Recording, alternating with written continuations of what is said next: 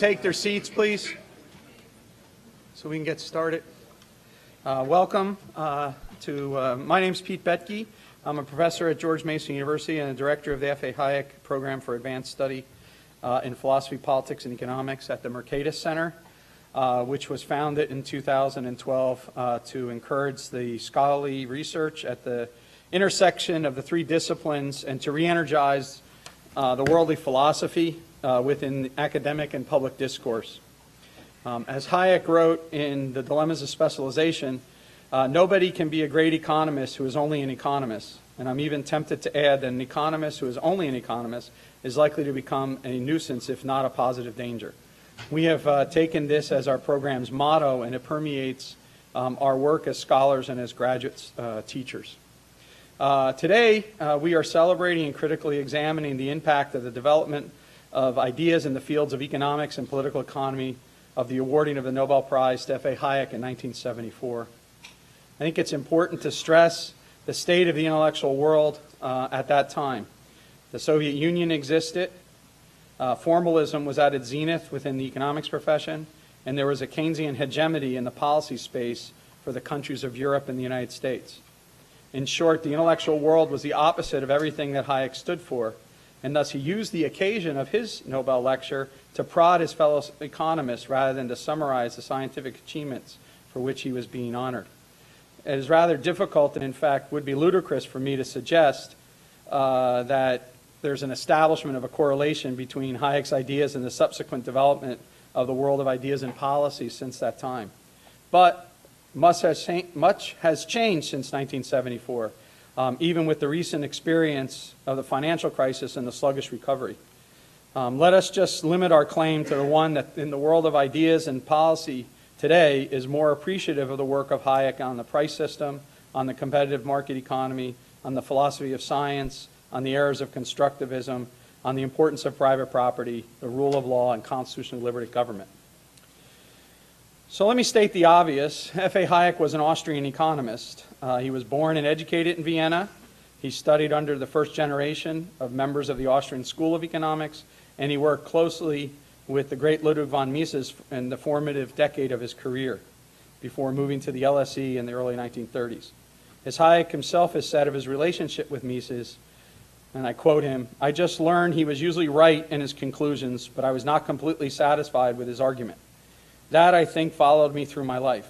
I was always influenced by Mises's answers, but not fully satisfied by his arguments. It became very largely an attempt to improve his arguments, which I realized led to great correct conclusions. But the questions of why it hadn't persuaded most other people became important to me. So I became anxious to put it in a more effective form. In my interest, I have been very much guided by him. My interest in money and industrial fluctuations, interest in socialism, come very directly from his influence. Being for 10 years in close contact with a man whose conclusions on a whole you agree, but whose arguments were not always convincing to you was a great stimulus.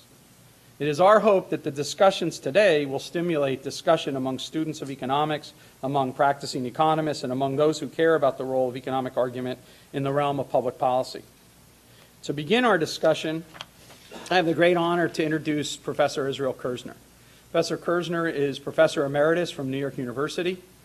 As the leading representative of the modern Austrian School of Economics, Professor Kirzner is, in my opinion, the perfect individual to start our conversation today.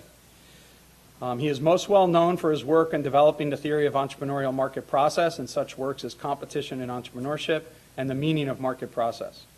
But it is also vitally important to stress that from his position at NYU, Professor Kirzner is largely responsible for launching the revival of interest in the contributions of the Austrian School of Economics among academic economists, an endeavor that has resulted over the years in numerous students taking leadership roles in the world of ideas and the world of public affairs. He has received numerous awards for his scholarly achievements, including an international prize from the Swedish government for his pioneering research in the field of entrepreneurship. Please join me in welcoming Professor Israel Kirzner.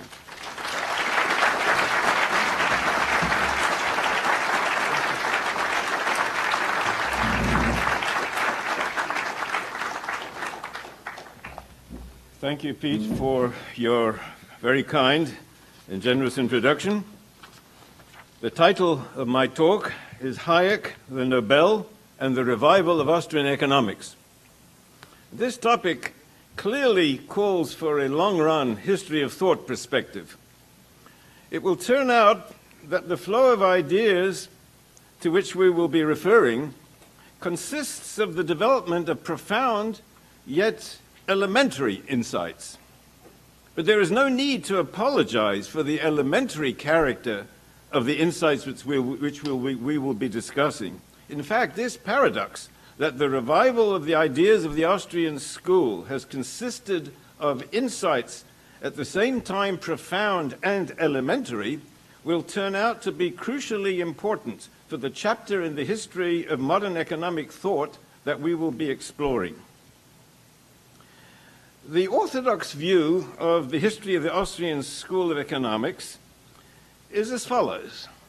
The school was born in 1871 with the publication of Menger's Grundsätze der Volkswirtschaftslehre. The 143-year history of this school is usually seen as beginning with a 60-year steady growth in its importance and in its professional reputation, followed in the 1930s by a precipitous decline. That decline led to a 30-year period from about 1940 to about 1970, generally seen as the low point in its history. From the point of view of the mainstream of economic thought, during these decades, the Austrian school had virtually disappeared. The debates of the 30s, it was generally believed, had decisively defeated the Austrians, represented in most accounts by Ludwig Mises and Friedrich Hayek. They had been defeated in regard to macroeconomic issues, in which Keynes and the Keynesians were seen as having overwhelmed Hayek. They were seen as defeated in regard to the socialist calculation debate, in which Langer, Lerner, and others were seen to have thoroughly discredited Mises's bold, politically charged challenges to the profession. And they were seen as having been defeated in regard to the more abstract issues in capital theory, in which Frank Knight was seen to have conclusively bested Hayek's attempts to reaffirm the classic Austrian Böhm-Bawerkian positions long ago challenged by John Bates Clark. Moreover, the Austrians in that period were seen as having been hopelessly unable to keep up with modern methodological developments in the profession. Austrians were out of date in regard to the exciting advances in mathematical economics and in econometric research.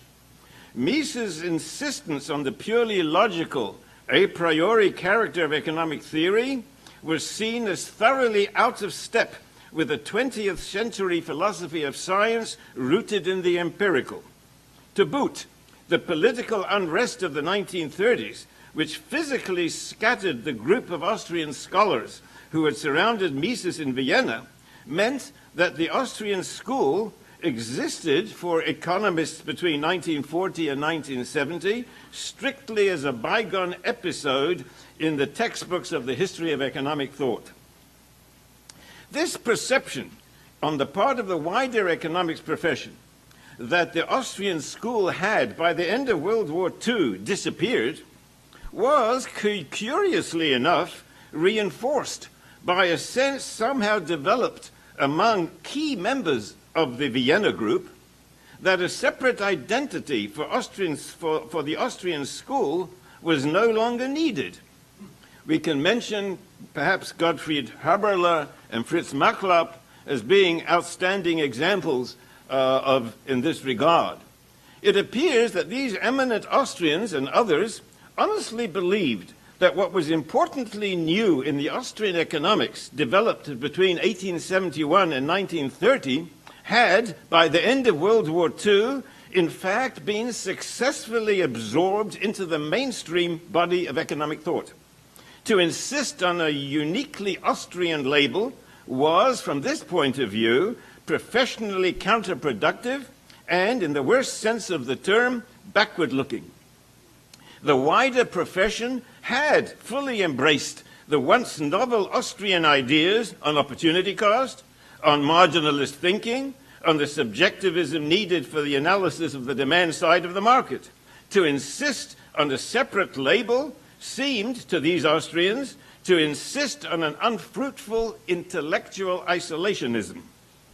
A final nail in the coffin of the Austrian school was, in the view of mainstream economics, driven by what was seen as the utter unfashionability of its ideological implications as understood by the mainstream.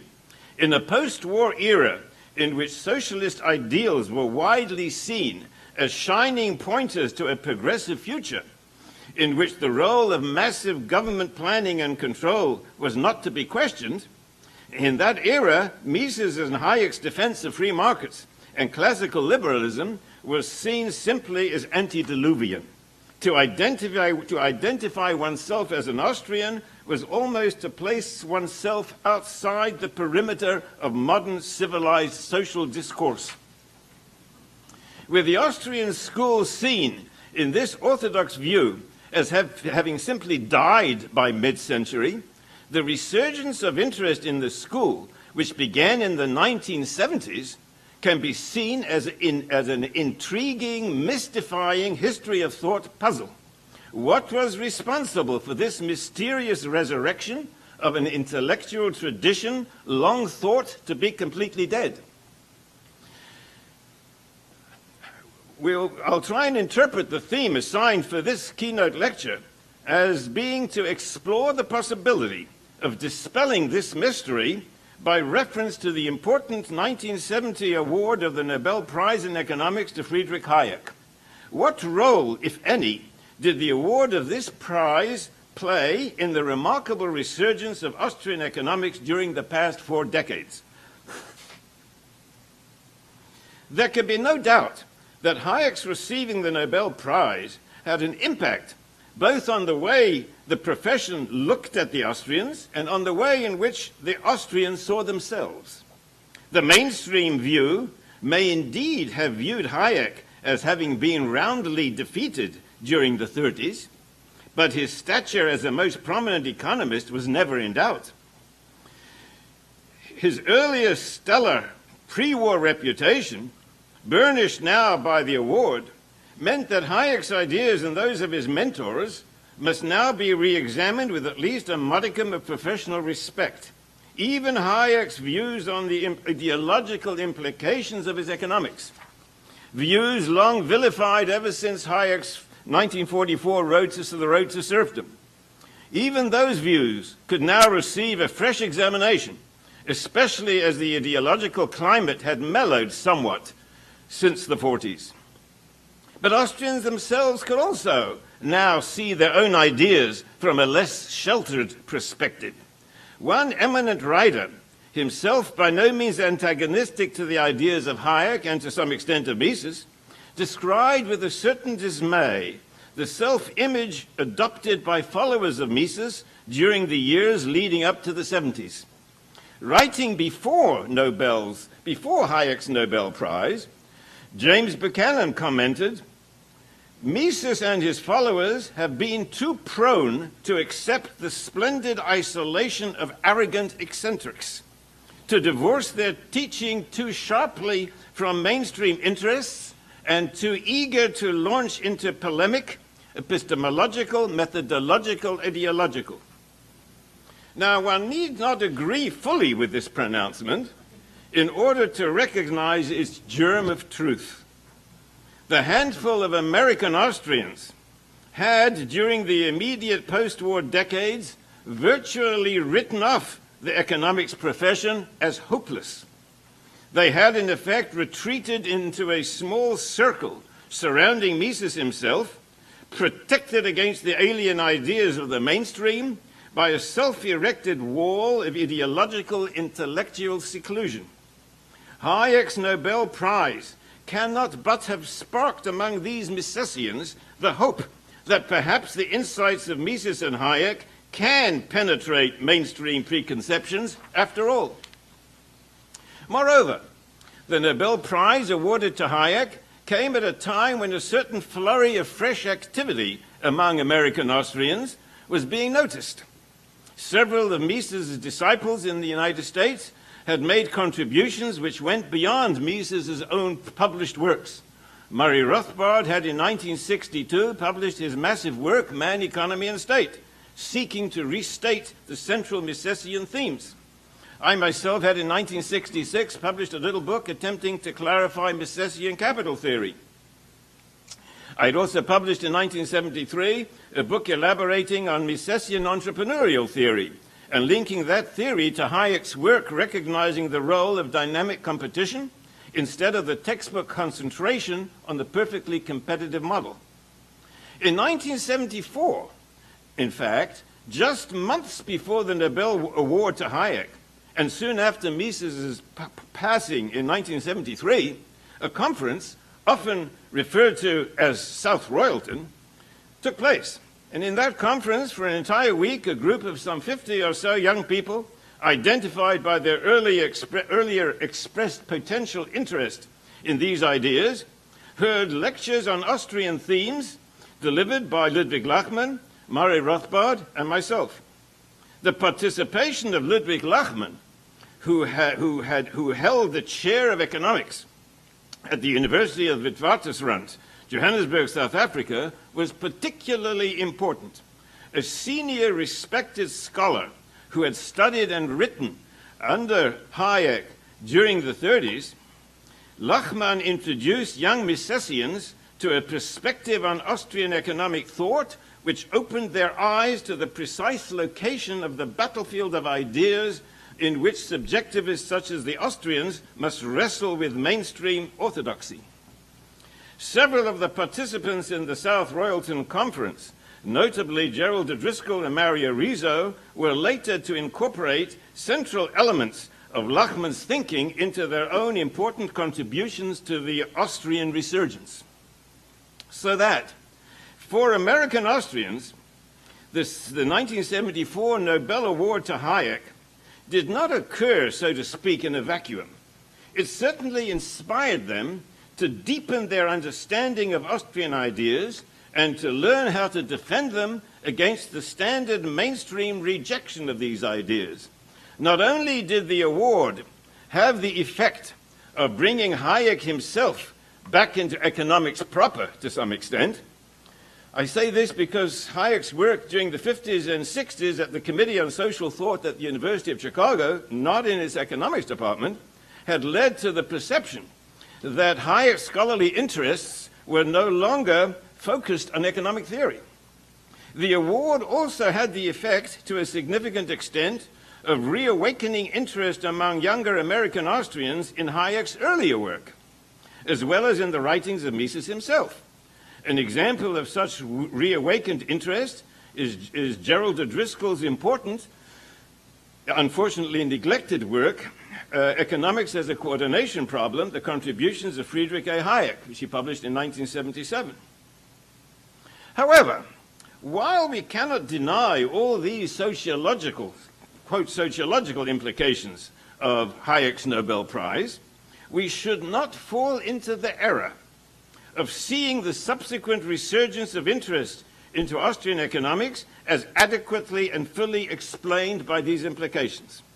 Our position in this lecture will be that a more important aspect of the resurgence consisted in purely doctrinal developments. Understanding these doctrinal developments will, in fact, open up for us a perspective on the history of Austrian economics which differs in decisive respects from the orthodox history which we have outlined earlier. Indeed, the revisionist history of the Austrian school that we shall propose goes far, as we shall see, to remove the mystery which we associated with the Austrian resurgence, so that the explanation for the Austrian resurgence turns out, as we shall see, not to depend primarily on the sociological implications of the Hayek Nobel Prize, but on doctrinal developments. The revisionist view of the history of the Austrian School of Economics, which we would wish to propose here, in this revisionist view, The perception that the vitality of the Austrian tradition in economic theory came to an end at about 1940 is categorically rejected. Quite to the contrary. This revisionist view maintains that the decade between 1937 and 1948 was marked by an outburst of activity, both on the part of Mises and, separately, on the part of Hayek, radically refining and enhancing the Austrian understanding of the market economy. In this revisionist view, we must accept the intriguing paradox that precisely at the time when the orthodox historical account saw the Austrian school as having died, precisely in that period, the leading economists in that school were making perhaps the most important theoretical contributions ever made during the entire span of the school's existence. In this revisionist view, the Austrian resurgence of the 70s and later decades consisted not in a mysterious resurrection of a long-dead tradition, but in the discovery by a new group of fresh younger scholars of the remarkable contributions made by Mises and by Hayek, discoveries that had been utterly overlooked by the mainstream historians of thought in their haste to bury what they viewed as an already completely dead intellectual movement. It must, of course, be conceded that this revisionist history of Austrian economics during the mid-century must grapple with some glaring difficulties. How could the important contributions which we claim for Mises and Hayek have been simply overlooked? The balance of this lecture will, by identifying these revolutionary contributions which we claim for Mises and Hayek, and by relating them both to the earlier versions of the Austrian economics and to contemporaneous developments in mainstream economics, this will attempt to deal with these obvious challenges. A good portion of my talk today will explore this claim that during the years between 1937 and 1948, Mises and Hayek made separate radical extensions of Austrian economics. We will here briefly identify these contributions in order to place our revisionist history of 20th century Austrian economics into its relevant context. At the same time, we will be able to address the obvious difficulties which we have referred to, confronting our revisionist view. The key to understanding all these issues is the well-known debate of the 1930s concerning the very possibility of rational central economic planning. As is well known, Mises had, early in the 20s, flatly declared rational central economic planning to be a contradiction in terms. Without genuine market prices for factors of production, Mises had pointed out, no central planning is possible. Without market prices, economic calculation in a complex society is impossible, period. Our thesis will be that the vigorous English language debates during the 1930s over this claim led Mises and Hayek separately to important clarifications. I emphasize clarifications, not modifications, but clarifications of their own earlier positions based on their Austrian understanding of markets.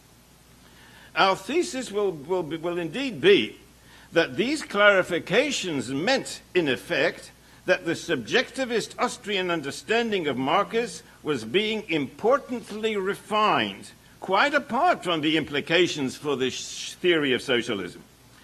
It's true that from the short-run perspective of the socialist calculation debate, these refinements merely defended the earlier Austrian critique of socialism against the important challenges of such socialism defenders as H.D. Dickinson, Oscar Lange, Abba P. Lerner. But from the longer-run history of economic thought perspective, we can see that these refinements in their true light. From this longer-range history of thought perspective, we can, at least in retrospect, see that these refinements radically deepened the Austrian understanding of the market process. The mainstream of economic thought during this period certainly did not appreciate these defenses of the Austrian positions in the socialist calculation debate, so that it is not surprising that they completely failed to recognize the radically important deepening of Austrian subjectivism, which these refinements of the Austrian arguments in the calculation debate constituted. What Mises and Hayek realized, or at least sensed, when confronted with the Lange-Lerner-type refutations, so-called refutations of the Austrian critiques of socialism, what they realized was that these refutations rested on a view of microeconomic theory which focused almost exclusively on equilibrium outcomes. That is, on outcomes in which rivalrous competitive entrepreneurial activity is entirely absent. Such equilibrium outcomes, these critics of Mises and Hayek maintained, these outcomes can in principle be simulated by central planners. What Mises and Hayek now sensed was that significant elements of basic economic understanding must be restated in a manner emphasizing not the optimality of competitive equilibrium states of affairs, but the social benefits derived from the systematic steps taken during the rivalrous market process, starting from disequilibrium conditions. Mises's claims concerning the impossibility of rational central planning grew out of his understanding the dynamic market process.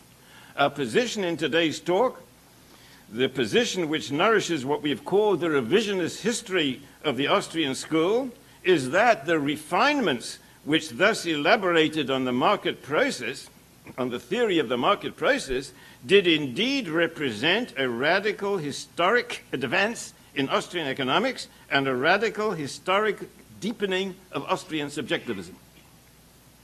That the wider profession failed to see all this is and was responsible for the orthodox history of thought view that by 1940 the Austrian school had retreated to old-fashioned, sterile regurgitations of long-rejected neoclassical orthodoxy.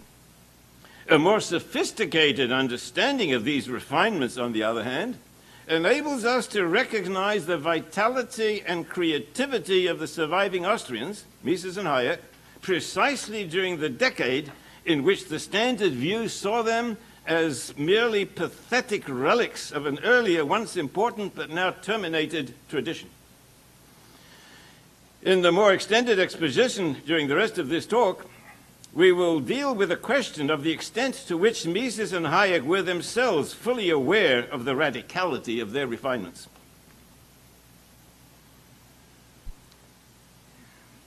Let us restate the central theme of this talk. This theme is that the significant elements in the resurgence of Austrian economics, beginning with the 1970s, consisted in the discovery by younger Austrians of these radical revisions enunciated during the 1937-1948 decade. As illustrations of this claim, we draw attention to two books contributed during the 1975-85 decade by two leading members of this group of younger Austrians. One book we've already mentioned, that was Gerald de Driscoll's Economics as a Coordination Problem, the 1977 book, which, among other themes, brilliantly analyzed Hayek's contributions during the 37-48 decade. The second book was Don Lavoie's superb 1985 work, Rivalry and Central Planning, the Socialist Calculation Debate Reconsidered. This was a book which explored the Misesian side of the socialist calculation debate, masterfully demonstrating how that position grows out of the Austrian rejection of purely equilibrium price theory, and that critique grows out of and reflects its emphasis on the dynamic, rivalrous, competitive forces which drive the market process. In this way, Lavoie was able to demolish the orthodox view that the Mises-Hayek arguments had been definitively refuted by their critics. This brief outline that we've just given of the central thesis of this talk urgently calls out for some elaboration. So let me try.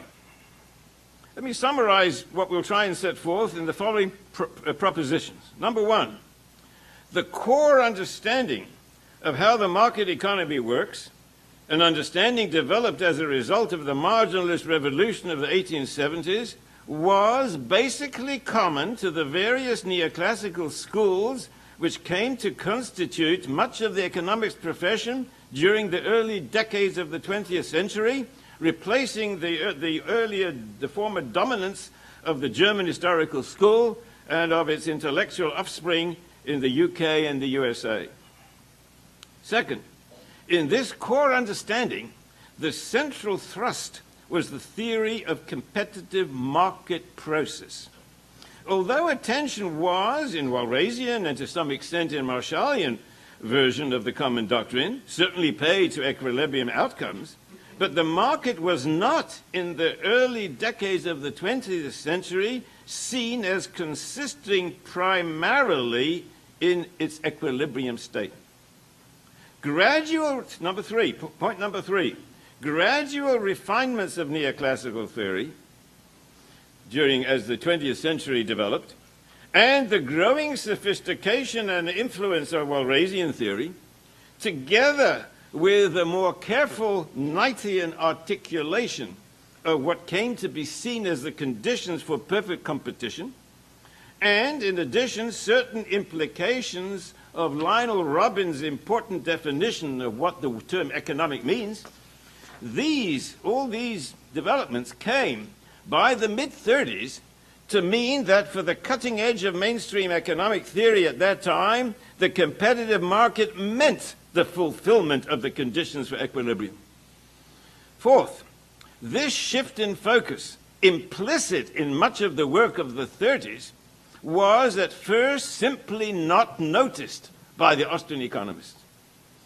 Thus, in his 1933 book, Grundprobleme der Nationalökonomie, which was later translated in 1960 as the epistemological problems of economics, Mises had no qualms in approvingly citing a statement which had been made by Oscar Morgenstern that the Austrian school, the Anglo-American school, and the school of Lausanne differ only in their mode of expressing the same fundamental idea, and that they are divided more by their terminology and by peculiarities of presentation than by the substance of their teaching. Now, Mises endorsed that in 1933.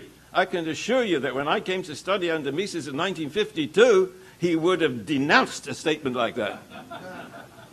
But in 1933, he had not noticed that the difference, the glaring difference, the gaping gulf separating the Austrian position from the mainstream.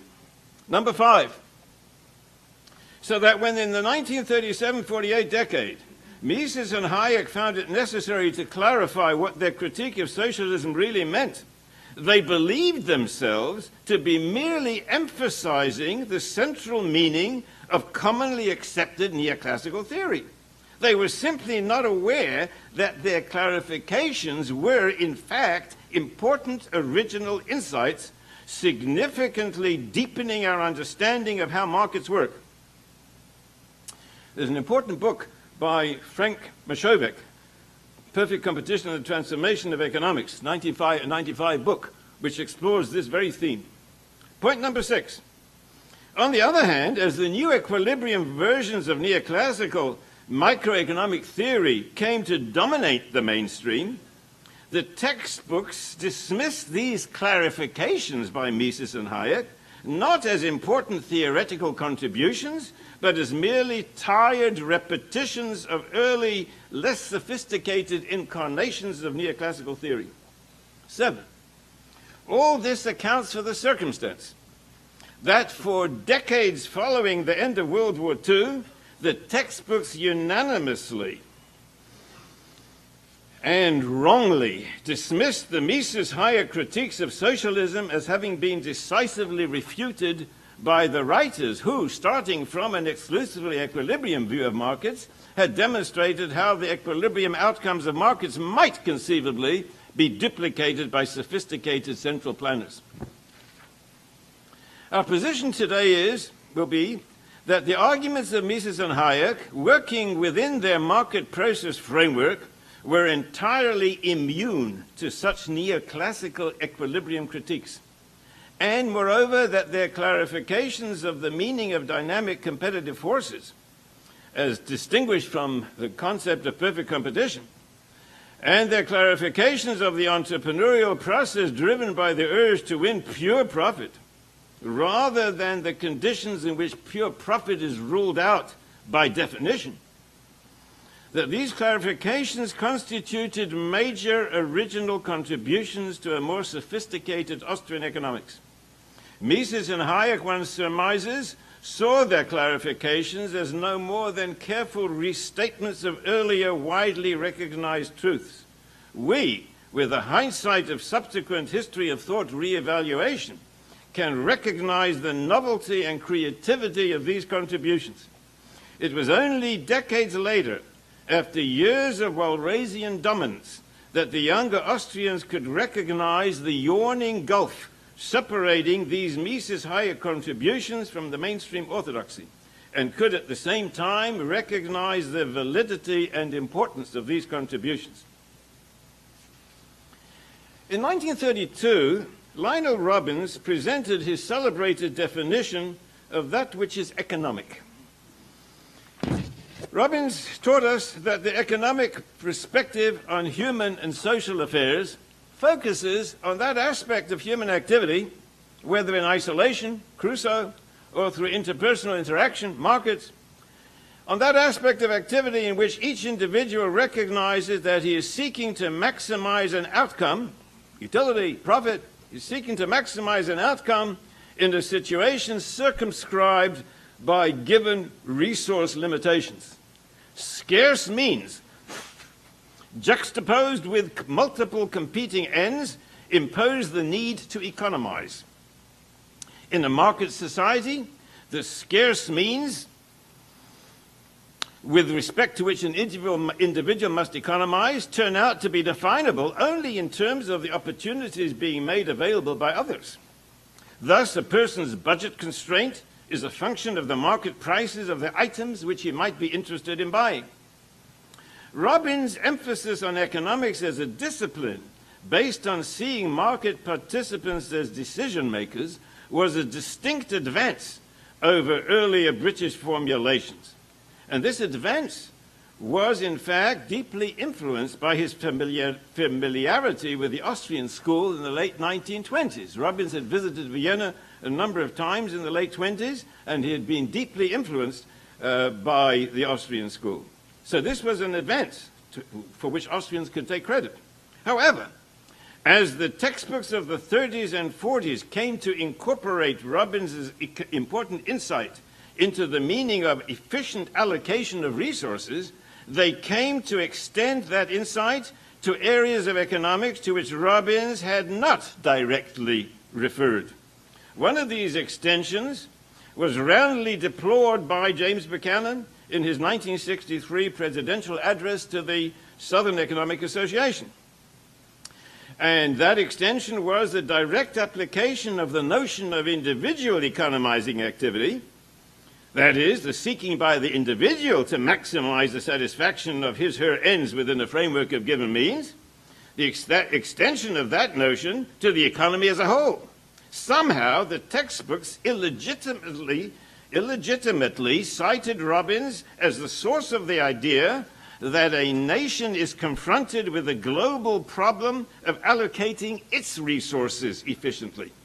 A second extension of Robbins' insight was the acceptance of an assumption believed to be implicit in Robbins' formulation, namely that each individual in society does in fact correctly know the constraints governing his individual economic problem. It was not always borne in mind that this assumption, if consistently applied, This assumption is a coherent one, strictly and exclusively in an equilibrium market context. Only if a market were already in a state of general equilibrium could it be imagined that every individual is correctly aware of all relevant market prices. But clearly in a market not in equilibrium, current market prices are by no means given. They are in continual flux as a result of market movements during the storm of adjustments which mark the disequilibrium market. Now, both Hayek and Mises, although neither of them directly challenge the Robinsian definition, but both Mises and Hayek separately grappled with these same issues. Mises, in his monumental 1949 Human Action, and in his earlier 1940 German language version Nationalökonomie, Mises presented economics as concerned not with economizing decision-making, but with human action. To act, Mises pointed out, is to aim purposefully at a goal. While efficient allocation of given scarce resources may certainly, possibly be one form of human action, this latter term, the term human action, does not in any way depend upon assumed prior knowledge on the part of the actor concerning means and ends. Indeed, human action includes the very determination of the framework of ends and means with respect to which efficient resource allocation may hopefully be achieved. It should be noted that the notion of human action, unlike the notion of economizing, cannot even in principle be extended from the level of the individual to the level of an entire society, so that Mises' step beyond Robbins represents a further deepening of the subjectivist perspective which Robbins had himself absorbed from the Austrian economists whom he had met in Vienna during the late 20s. It was Mises' focus on human action which led him to recognize and to emphasize the role of pure entrepreneurship in individual action and in the dynamic market process. As he pointed out, although we ordinarily recognize entrepreneurship in the market context, the truth is that every human actor is, at the moment of action, an entrepreneur. He faces an open-ended future within which he must determine the range of opportunities available to him. The market process, driven by entrepreneurial pursuit of pure profit opportunities, consists in all of the interacting actions of all of the individual agents, all of them acting entrepreneurially. That is, acting with all the alertness that they can bring to bear in the respective situations in which they find themselves. Pure profit, the element which provides the dynamic force driving the market process, occurs when an alert, prescient entrepreneur senses that a complete package of inputs can be assembled today at a total cost which is below the revenue that will tomorrow be able to be received from eager consumers by producing and selling output without using anything more than what's in that package. In other words, pure profit emerges as the implication of what is in effect the presence of two market prices for the same package. The package can be assembled at a cost of 50, and the revenue from that package is 100. But this, by definition, is a disequilibrium situation. Two prices for the same package is a direct contradiction of the definition of equilibrium. What the market process consists of is an endless series of competitive entrepreneurial moves inspired by such arbitrage opportunities. All this is far, far removed from the Walrasian view of the market as a state of affairs in which all decisions being made are Robinsian decisions, each of which correctly anticipates the parallel Robinsian decisions being made by everyone else. This latter equilibrium situation offers no understanding of how it might ever be attained.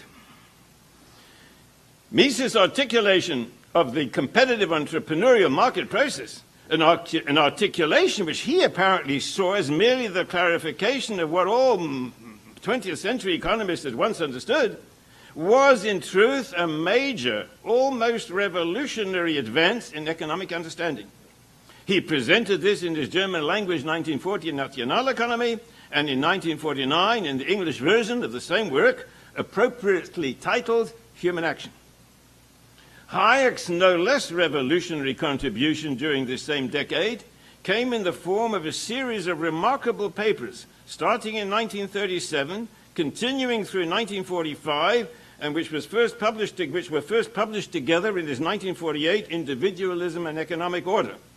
In these papers, Hayek underlined the role of interpersonal knowledge in markets. The very definition of equilibrium shows that such an imagined state is the state of complete, perfect interpersonal knowledge. Everybody knows every price in the market. Everybody knows every point on every thinkable demand curve and on every thinkable supply curve. And everybody knows that everybody else knows it. The market process, on the other hand, consists in the social process in which people come to know that which they have until now not known. The market process is a process of discovery and adjustment, creating the need for further discovery, etc., etc., etc.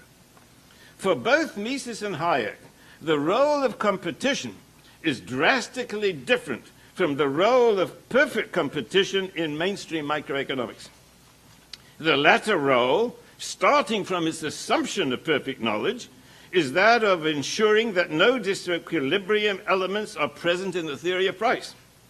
Paradoxically, this ensures that we have no theory of equilibration. For Mises and Hayek, on the other hand, competition means the dynamic forces which express the entrepreneurial discoveries which constitute the market process. The only requirement for a market to be competitive is that there be freedom of entry.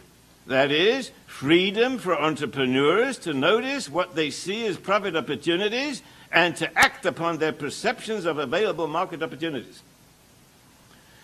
Were the defenders of socialist planning of the 1930s to have understood all this, they would have realized how irrelevant their solutions to Mises' challenge really were. But as noted, virtually the entire literature on the socialist calculation debate failed to grasp these revolutionary insights contributed by Mises and Hayek. It was this, we have argued, that explains both, first, why that literature for decades after World War II glibly repeated the myth that writers such as Langer and Lerner had successfully refuted Mises and Hayek on the socialist calculation issue, and second, why, failing to recognize the freshness and epic value of these new contributions by Mises and Hayek in the decade between 1937 and 1948, the mainstream literature read those years as marking the death of the Austrian school, rather than, as we have argued, as being one of the most fruitful decades in the history of the Austrian school. We can now place the doctrinal impact of Hayek's Nobel Prize into its more complete context. This more complete context concerns the places of both Mises and Hayek in the century-and-a-half history of the Austrian school. Many historians of thought have emphasized the undisputed differences between Hayek's economics and that of Mises. Our position here will be that in spite of real differences between Hayek and Mises, the doctrinal impact of Hayek's Nobel Prize underlines the commonalities shared by these two great Austrians. It may be helpful to the development of our position to cite here an oral remark once made by Hayek. It's published in the autobiographical dialogues that are published in Hayek on Hayek. This remark was to the effect that he had learned more from Mises than he had learned from anyone else. It's a remarkable statement. It's an oral statement, maybe off the cuff, but it was a statement that he learned more from Mises than he learned from anyone else. Now, I'm going to suggest what lies behind that statement. To grasp what I think is the meaning of this remarkable statement, after all, Hayek had never been a formal student of Mises. I believe that to grasp the meaning of this formal statement, the remarkable statement, it is useful to refer to another passage, an oft-quoted passage, which Hayek first wrote in 1942, and it was republished of part of his 1955 book on scientism in economics. In that passage, in his 1955 book, but originally in 1942, Hayek made the important claim that every important advance in economic theory during the previous century had been a further step in the consistent application of subjectivism. That's a remarkable statement. Every step, every important advance in economic theory during the preceding century was a further step in the consistent application of subjectivism. I suggest that this is what he learned from Mises. This is what he meant, that he learned more from Mises than he learned from anyone else. And there's a footnote to that passage in the 1955 book. In that footnote, Hayek adds, this development of the development of consistent application of subjectivism has probably been carried out most consistently by Ludwig von Mises. And that what may strike readers of Mises as being most strange and unacceptable is the result of the fact that in the consistent development of the subjectivist approach, he, meaning Mises, has for a long time moved ahead of his contemporaries. And I think on the basis of this, we can make a conjecture. What Hayek meant when he said he learned more from Mises than from anybody else. I think what he learned from Mises was his awareness of the open-endedness of the world. That is the fundamental subjectivist perspective. We live in an open-ended world, not in a closed-ended world. We live in an open-ended world. Standard economics treats the world as a closed universe, one in which relevant alternatives present themselves to decision makers in definitely perceived form. The decision maker sees himself as confronted by a limited number of clearly marked out possible courses of action, each leading to a definitely perceived outcome. In such a world, there is never surprise. A person can never be surprised. Everything, if a person doesn't know something, he knows that he doesn't know it. If a person doesn't know something, he knows what it costs to find out what he doesn't know. He's never surprised by a piece of information that he didn't know before, because he knew they didn't know it. There's nothing to be surprised about. That's a closed-end world. But what Mises subjectivism taught Hayek was that we live in an open-ended world. That I believe, it requires us to reevaluate and restate the history, this long-run sweep of the development of the Austrian school. The history of economics from its classical roots in the 18th century to its modern state at mid-20th century was a story of transformation from a physicalist framework to a subjectivist framework. The classical economists saw causation in economics as being set in motion by the physical, natural constraints of niggardly nature. But modern economics understands that the pattern of economic outcomes is more fundamentally traceable to the actions of human beings in their roles of resource owners, potential consumers, and entrepreneurs. This understanding of the market process requires us to recognize that these decision makers, these resource owners, potential consumers, and entrepreneurs are aware that they are acting in an open-ended context. This understanding of the market process had been imbibed by Hayek through his exposure to Mises' ideas, both oral and written. So that when Hayek, in his developments of those remarkable essays that I've referred to between 1937 and 1945, in those essays, Hayek was developing that perspective, that subjectivist perspective, which he had fundamentally learned from Mises. And in this way, it's the contributions of Hayek and of Mises in that decade constitute as what I've called a radical deepening of subjectivist Austrian understanding. Certainly, these advances were separate advances. Hayek's emphasis on knowledge discovery is distinct from Mises' emphasis on entrepreneurial action.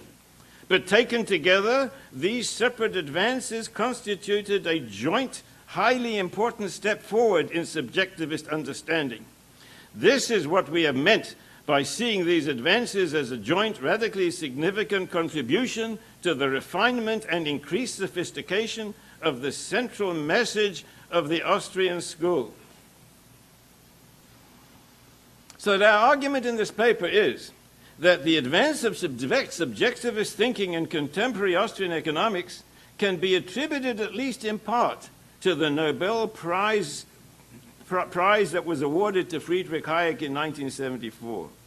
It was this award, we have suggested, that sparked the post-1974 rediscovery by younger Austrians of the radical contributions to the deepening of subjectivist economic understanding which had been made more than a quarter of a century earlier by Mises and Hayek. The vitality of the subsequent resurgence in Austrian economics may, we have proposed, be seen as an important step further in recognizing the scope and potential of subjectivism in economic analysis. As we look back on the 4 decades which have passed since Hayek's Nobel Prize, we can, in this way, appreciate the historical significance of this award for the ensuing, no longer mysterious rebirth of the Austrian school. Thank you very much.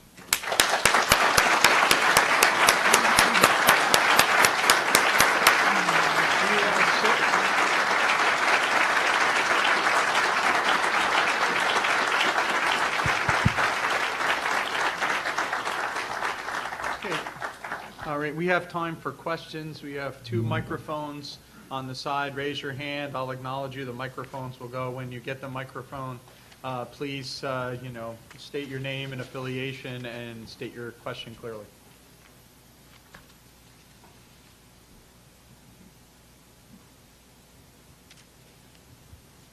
Bob Shadler, American Foreign Policy Council. Thank you so very much for your talk. I would ask you, is it possible to connect this open-endedness with either Frank Knight's comparison of risk and uncertainty and Michael Polanyi's personal knowledge as an effort to understand the world in a subjective and open-ended fashion? Let me begin by referring to Polanyi. I think you're right on the Polanyi connection. On the Knight connection is more complex. Knight's important distinction between risk and uncertainty, in which uncertainty refers to an open-ended world. It's quite right. But Knight's view of the open-ended world was that it was a nuisance. The open-ended world is an embarrassment. The economics is based on that part which is not uncertain. He recognized, he had a very sensitive understanding of how much of a nuisance the open-endedness could be. That's true. But he did not perceive that the market process was in fact a process that is generated by that open-endedness. I don't believe Knight saw that. That's, I think, the big difference between Mises Hayek on the one hand and Knight on the other. Patrick. Patrick Byrne, Overstock.com. Sometimes Hollywood gives Oscars lifetime achievement awards really for things people did decades ago, and they don't really anticipate anything new coming out. Is it your opinion that the Swedes gave the Nobel Prize to Hayek as some sort of lifetime achievement award for things but they shared the orthodox view that he had sort of been eclipsed and was gone for good, or were they aware of the doctrinal advances that had been made while the rest of the world thought they had disappeared? I don't believe they were fully aware of these advances. I think they were referring to Hayek's contributions in the earlier 30s. not in the decade from 1937 to 1945. In my view, as I see Hayek, each person sees Hayek, sees a writer from his own perspective. In my perspective, everything else sort of fades away. What's important are those papers that Hayek wrote between 1937 and 1945. But I believe that the award of the Nobel Prize was based on other contributions of Hayek, particularly his macroeconomic contributions of the earlier 30s, his debate with Keynes and so on.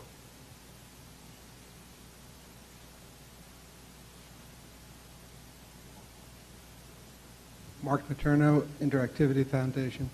I'm wondering if you could comment a bit about Mises' understanding of the a priori. You talked about some of the rejection of Mises being due to its embrace of an a priori methodology.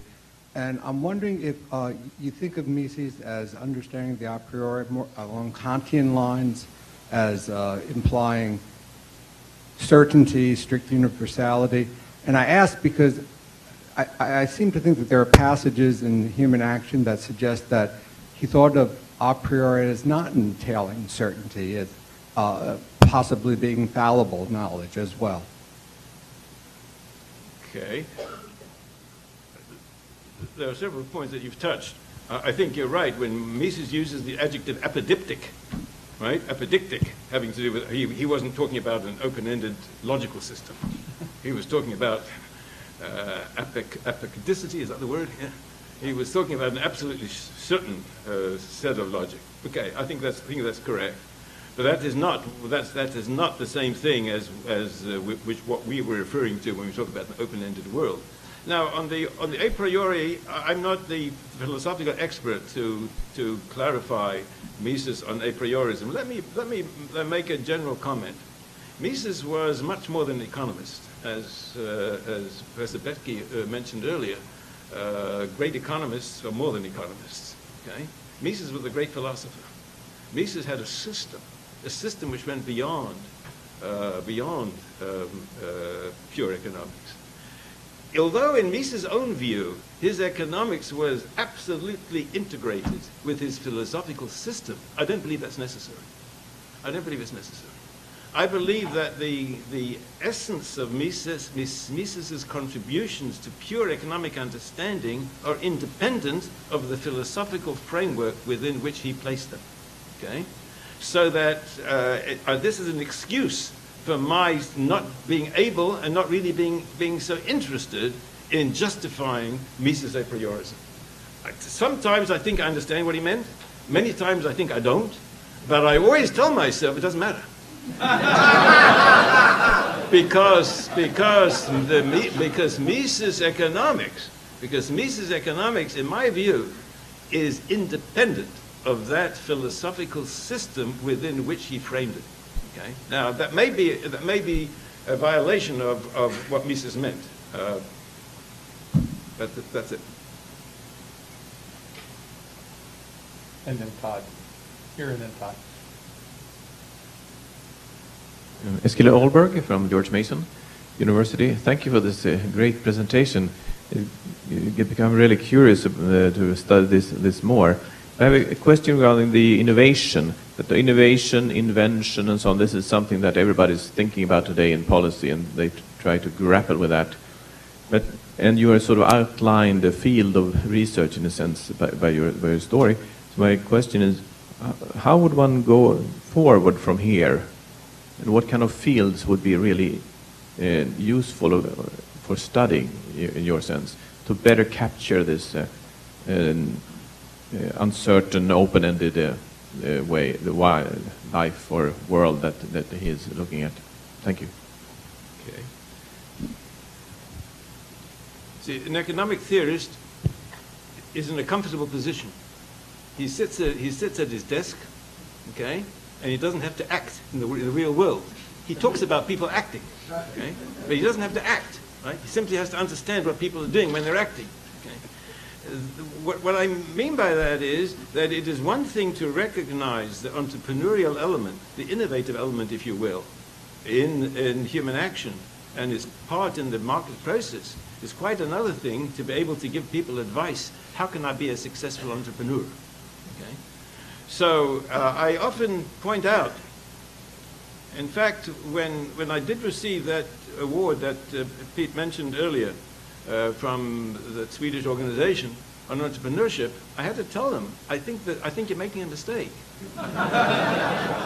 You're interested in entrepreneurship. I'm interested in the market process. You're interested in how can we educate business leaders to be successful entrepreneurs. I don't know anything about that. What I know is that the market process depends on those entrepreneurs. That's the Misesian insight.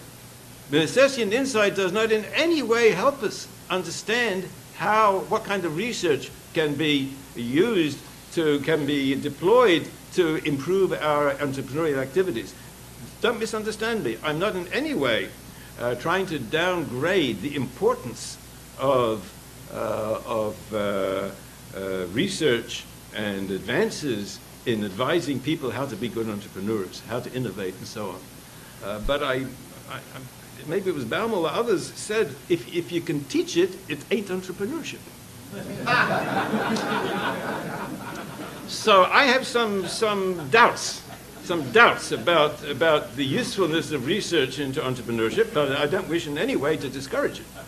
I can understand that it's a very important line of activity, but I have my reservations about it. Todd, and then anyone, and then we also have Mark in the back. Thank you for your remarks. First, also thank you for calling attention specifically to Hayek's 37 paper, which I think is somewhat neglected and very, very important paper. And so I agree with you on that. One thing I'd be interested in your reflection on is obviously Hayek's Nobel lecture itself was quite controversial in terms of his observations on the economics profession. And in that vein, it's kind of impossible to imagine the American Economic Review publishing the use of knowledge in society today without any equations or anything else. I was just curious whether you have any reflections on Hayek's reflections at that time on economics today. I think you're right. Hayek was deeply disappointed by the direction in which the economics profession had moved. I don't think he would be much comforted by what has happened since then. I think you're right. His brilliant papers between 1937 and 1945 would not find their way into the American Economic Review. I think you're right. The difference between what many economists are doing today, what the mainstream is doing today, is understanding the role of insight. Insight. The important economic contributions of the subjectivist tradition is insight. It's you see two people exchanging. One person puts down $5 and picks up a Sunday paper. Okay. You just see an exchange. Two objects are moving. Okay, the subjectivist insight is that the person who's putting down the $5 values the paper more than the $5.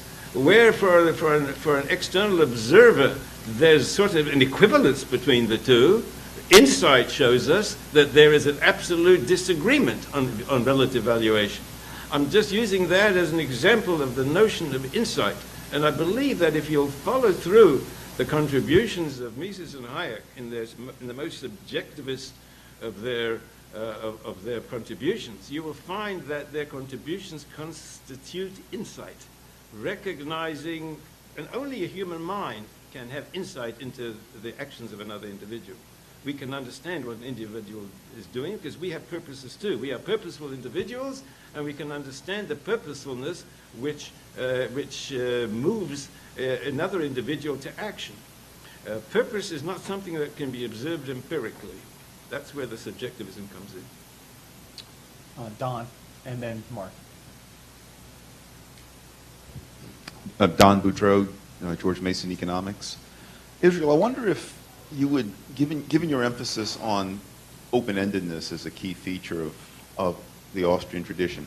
I wonder if you would include someone who's not normally considered an Austrian, although a fellow traveler, as being more firmly in that tradition than most people think. I'm thinking of Julian Simon, the late Julian Simon, and his idea of the human mind being the ultimate resource. If that's not an open-ended, an understanding of the open-endedness, I don't know what is.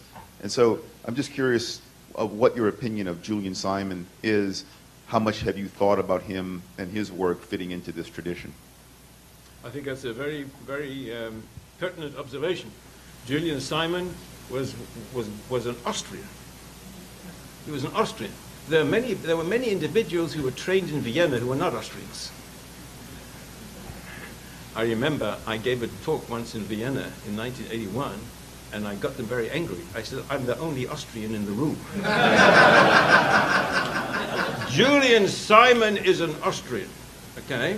I had delightful contact with him. You don't have to be a student of Mises or Hayek to be an Austrian. You have to understand what subjectivism is. Labels don't matter. Julian Simon was, if you want to use the word label Austrian, he was an Austrian. You're absolutely right. I agree with you. Mark.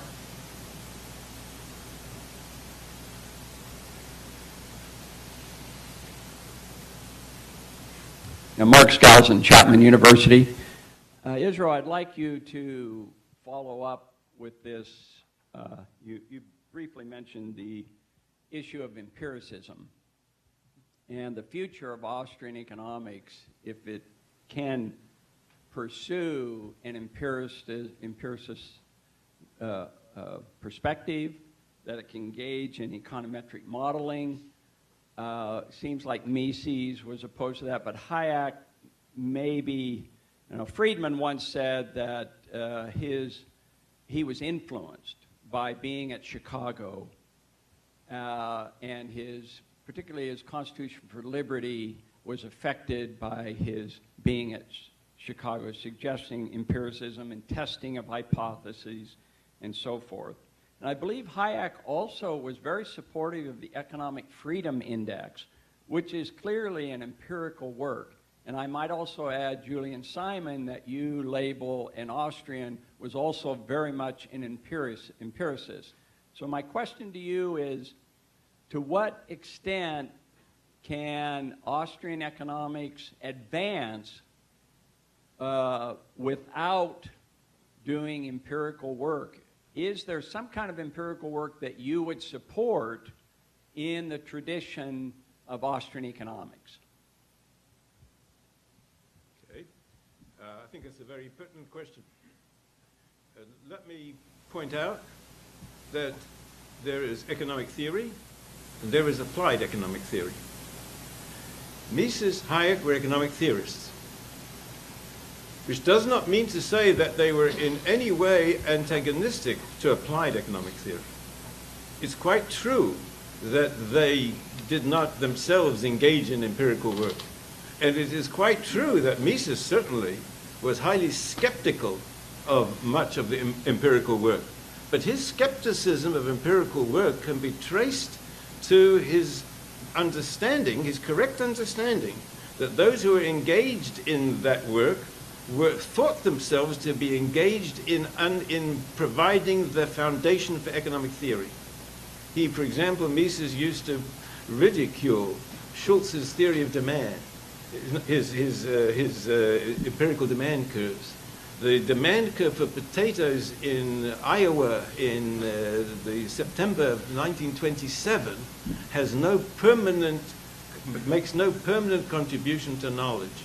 It may be very important. And I don't believe that Mises and Hayek would in any way discourage applied economic theory, but it's applied. And the economic theory itself is independent of the empirical work that constitutes applied economic theory. Now, nobody can predict the course of knowledge.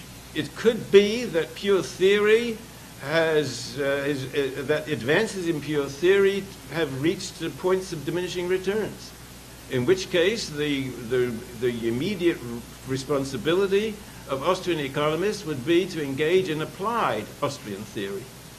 but there is such a thing as division of labor. Not every theorist can be challenged. Why didn't you do applied theory? The important point that I think needs to be emphasized is that empirical work has its definite place, maybe a very valuable place, as history, as illustration, as rhetoric in order to draw attention to important problems, but it is to be sharply distinguished from pure theory, which is after all the main content of the history of Austrian economics since its beginning.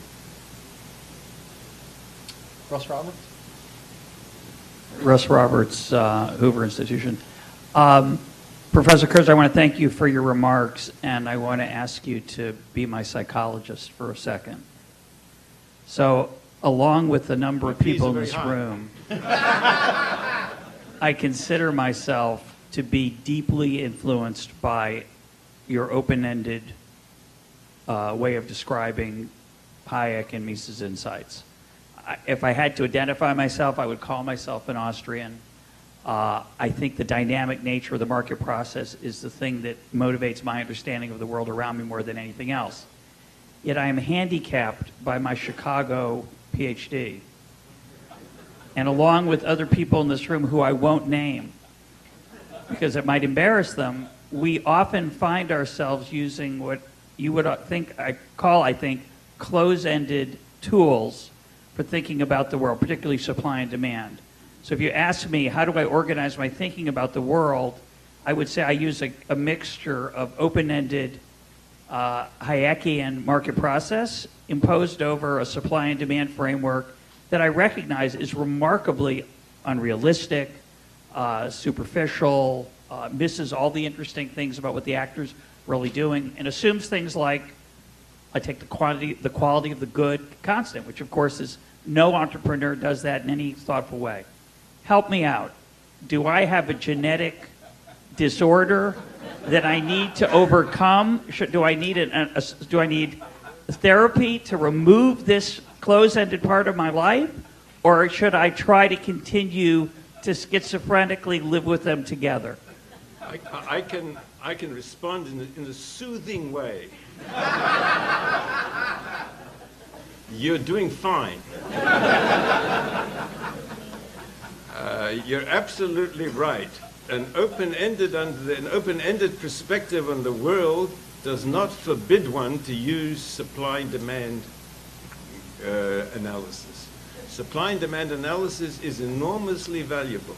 If I had to teach freshmen one class, it would be supply and demand, not Hayekian Misesian economics. I think that would be true.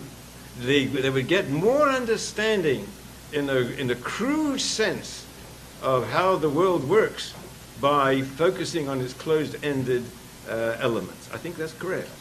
But that doesn't mean to say we have to stop there. So I don't think there's any contradiction whatsoever. We do use supply and demand tools, the tools of the Marshallian supply and demand theory.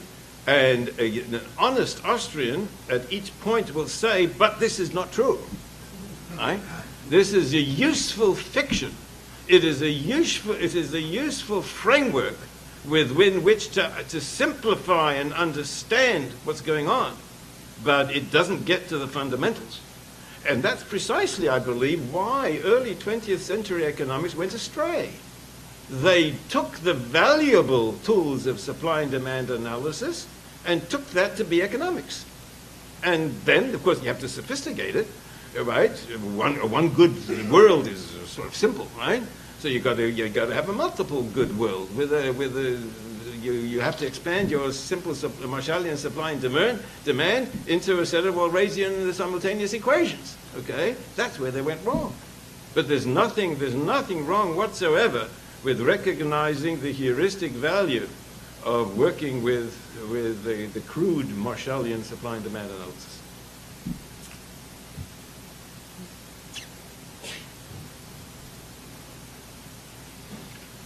Frank Bichovic, Wofford College. Professor Kersner, I've been thinking about the most recent Nobel Prizes, and I'll just categorize it loosely as the theories of rationality. And what does it mean to be rational, and emotionalism versus pure Cartesian rationality? And I was just wondering, have you had any thoughts about to what extent these new theories and new writings have been positive for our discipline, and to what extent they may have undermined principles that are very important to us and that we have to be ready to respond to? Have you had occasion to think about this yet? I don't really have an answer to your question. I'm so impressed by the book that I quoted from you earlier. My lecture was an expansion on your book, as you will recognize. But I don't have an answer to your question. My understanding, my limited understanding of these contributions is that these are useful, interesting bits of analysis which don't get to the fundamentals of economic understanding. But that's not necessarily a criticism of it. But I'm not providing an answer to your question.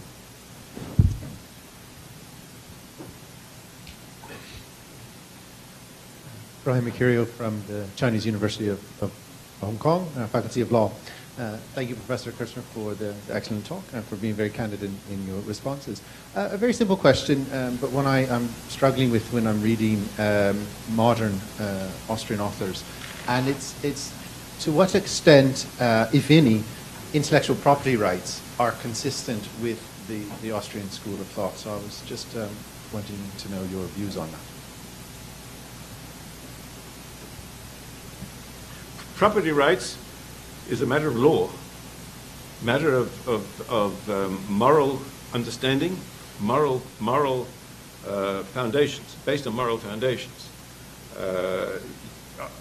Austrian economics, or any economics, takes rights as given. And to the extent that rights are given, the economics itself has nothing to say about the appropriateness of intellectual property rights or not. Am I allowed to use a chalk on a blackboard? Excuse me, I grew up in the 19th century. Am I allowed to use chalk on a board without paying a royalty to the first person back thousands of years ago who found that if you take chalk, you daub it on the wall, you can make an interesting piece of graffiti, right? I don't know, but that's a moral question. As all property rights questions are. So I don't think that the framework of Austrian economics or any economics really can provide us with direct guidance on intellectual property rights. I'm always reminded by Mises' statements regarding patents. People used to ask him, are you in favor of patents? Isn't it a monopoly? Or is it a protection of private property rights? And Mises, this I think is the only time when Mises says, I don't know. It's the only time when Mises says, on the one hand and on the other hand. Okay? And I think that captures the answer to your question. On the one hand, on the other hand. Some of the questions in back. James? Jaime?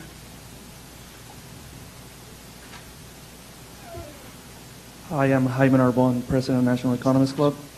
Dr. Kirchner, I was wondering if you have any thoughts about Mises and Hayek's earlier teachings on the business cycle and their application to today's economic discourse. Briefly, the answer is no.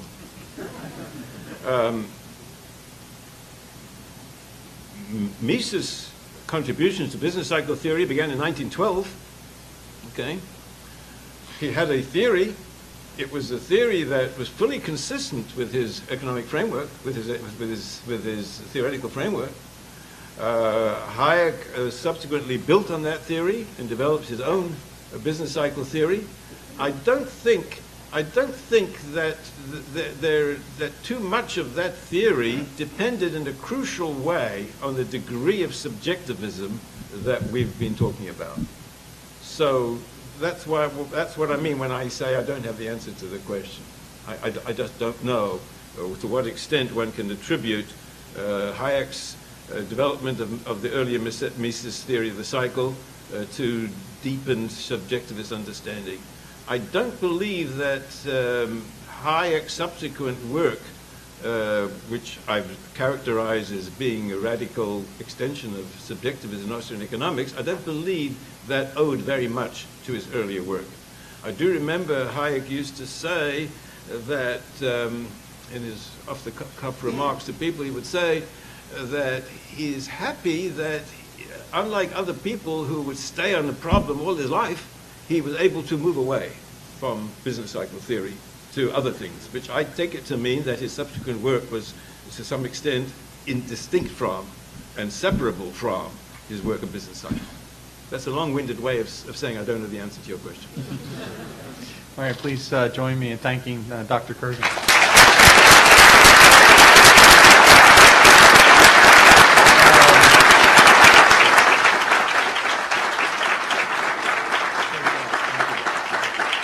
I can just explain, so we're going to have a break now, and we'll reconvene at 4 o'clock. So see you everyone at 4. Thank you. Okay. Awesome. Thank you very much. Yes, definitely. And extremely good. And I think even some of your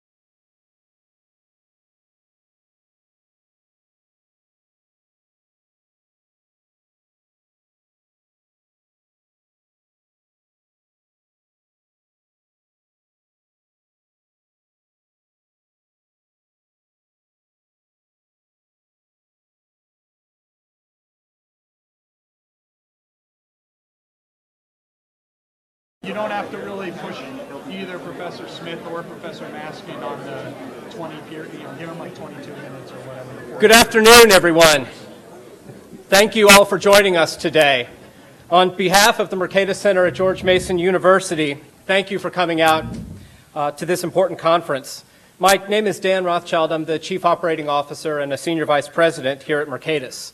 It's truly a pleasure to welcome you all to today's conference, 40 years after the Nobel, F.A. Hayek and Political Economy as a Progressive Research Program. I'd like to especially thank our supporters who have made today's event possible.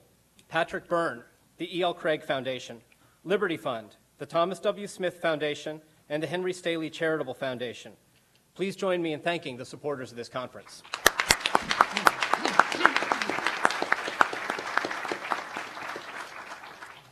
In 2012, Mercatus established the F.A. Hayek Program for Advanced Study in Philosophy, Politics, and Economics as a home for Mason faculty and graduate students to engage in interdisciplinary research in the Hayekian tradition.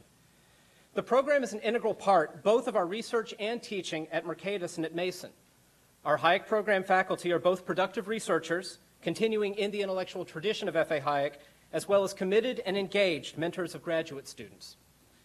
In the last decade, Mercatus has grown our graduate student program substantially. Today, we support 58 graduate fellows here at Mason, as well as another 60 fellows at colleges and universities around the country through our Adam Smith and Frederick Bastiat fellowships. Mercatus's over 100 PhD alumni today teach at 68 colleges and universities around the country and abroad.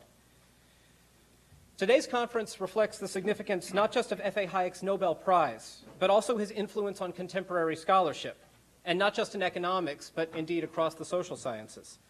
It is with this in mind that we turn to our panel of Nobel laureates to discuss the breadth of Hayek's vision, his intellectual contributions, and his ongoing import to political economy research. At this point, I would like to turn the podium over to Peter Boettke to introduce this afternoon's program. Pete is University Professor of Economics and Philosophy at Mason, Vice President and BB&T Professor for the Study of Capitalism and Vice President at Mercatus, and the founder and director of the F.A. Hayek PPE program. Again, thank you for joining us this afternoon. Okay, thank you.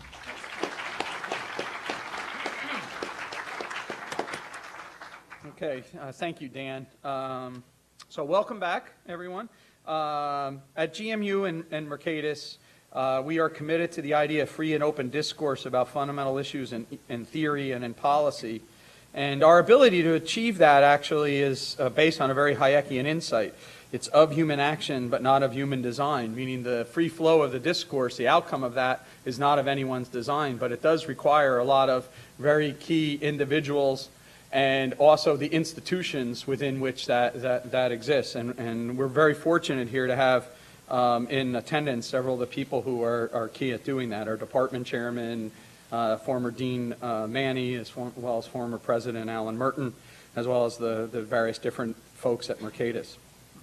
And so I want them to understand how appreciative we are of creating the kind of environment which all of us benefit from tremendously. So today we're here gathered to celebrate the 40th anniversary of the winning of the Nobel Prize for F.A. Hayek. Actually, the announcement was made on October 9th, 1974, and was a public announcement. He made his speech, was delivered on the 11th of December, 1974. And our goal is not limited to retrospective, though we do believe that looking backwards is sometimes a vital prelude to a productive looking forward. We have asked today a distinguished group of scholars this afternoon to examine and provide us with insights into the impact of Hayek's work on the research direction of other scholars in economics and in the field of political economy. One of GMU's own Nobel Prize winners, we're lucky to have the other one, Jim Buchanan, the late James Buchanan, once remarked about Hayek, actually at a conference that was down at University of Miami Law School that Henry Manny put on, once remarked about Hayek that he deserved our scholarly and analytical respect due to his opposition to aggregate demand management economics with his defense of the role of relative prices and the distortionary impact of the manipulation of money and credit has on an economic system.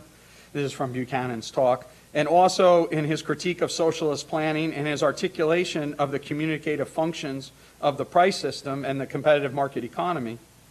But Buchanan also goes further and highlights Hayek's work in the philosophy of science, political theory, legal philosophy, and he argues that there should be an exemplary to young scholars and worthy path to follow up for the next generation.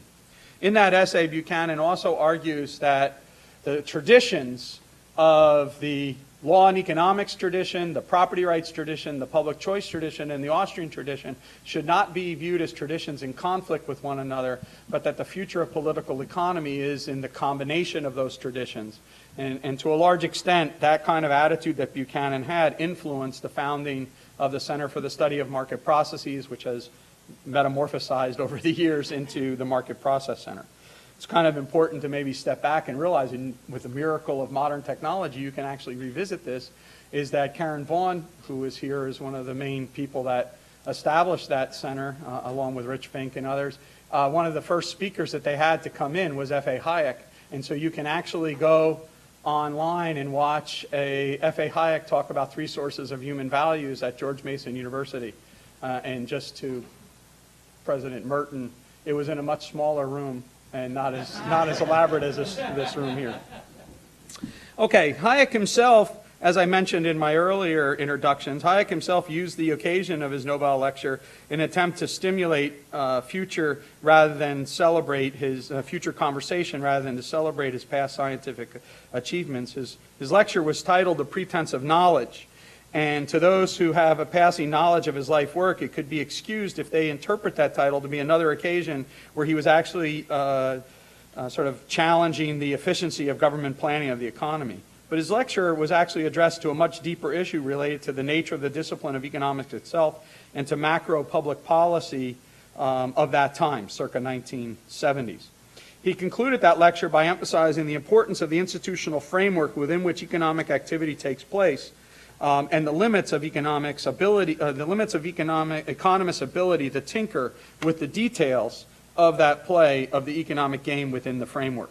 As he wrote, and I'm going to quote from him, if man is not to do more harm than good in his efforts to improve the social order, he will have to learn that in this, as in other fields where essential complexity of an organized kind prevails, he cannot acquire the full knowledge which would make mastery of the events possible. He will therefore have to use what knowledge he can achieve, not to shape the results as the craftsman shapes his handiwork, but rather to cultivate a growth by providing the appropriate environment. In this manner, in the manner in which a gardener does for his plants.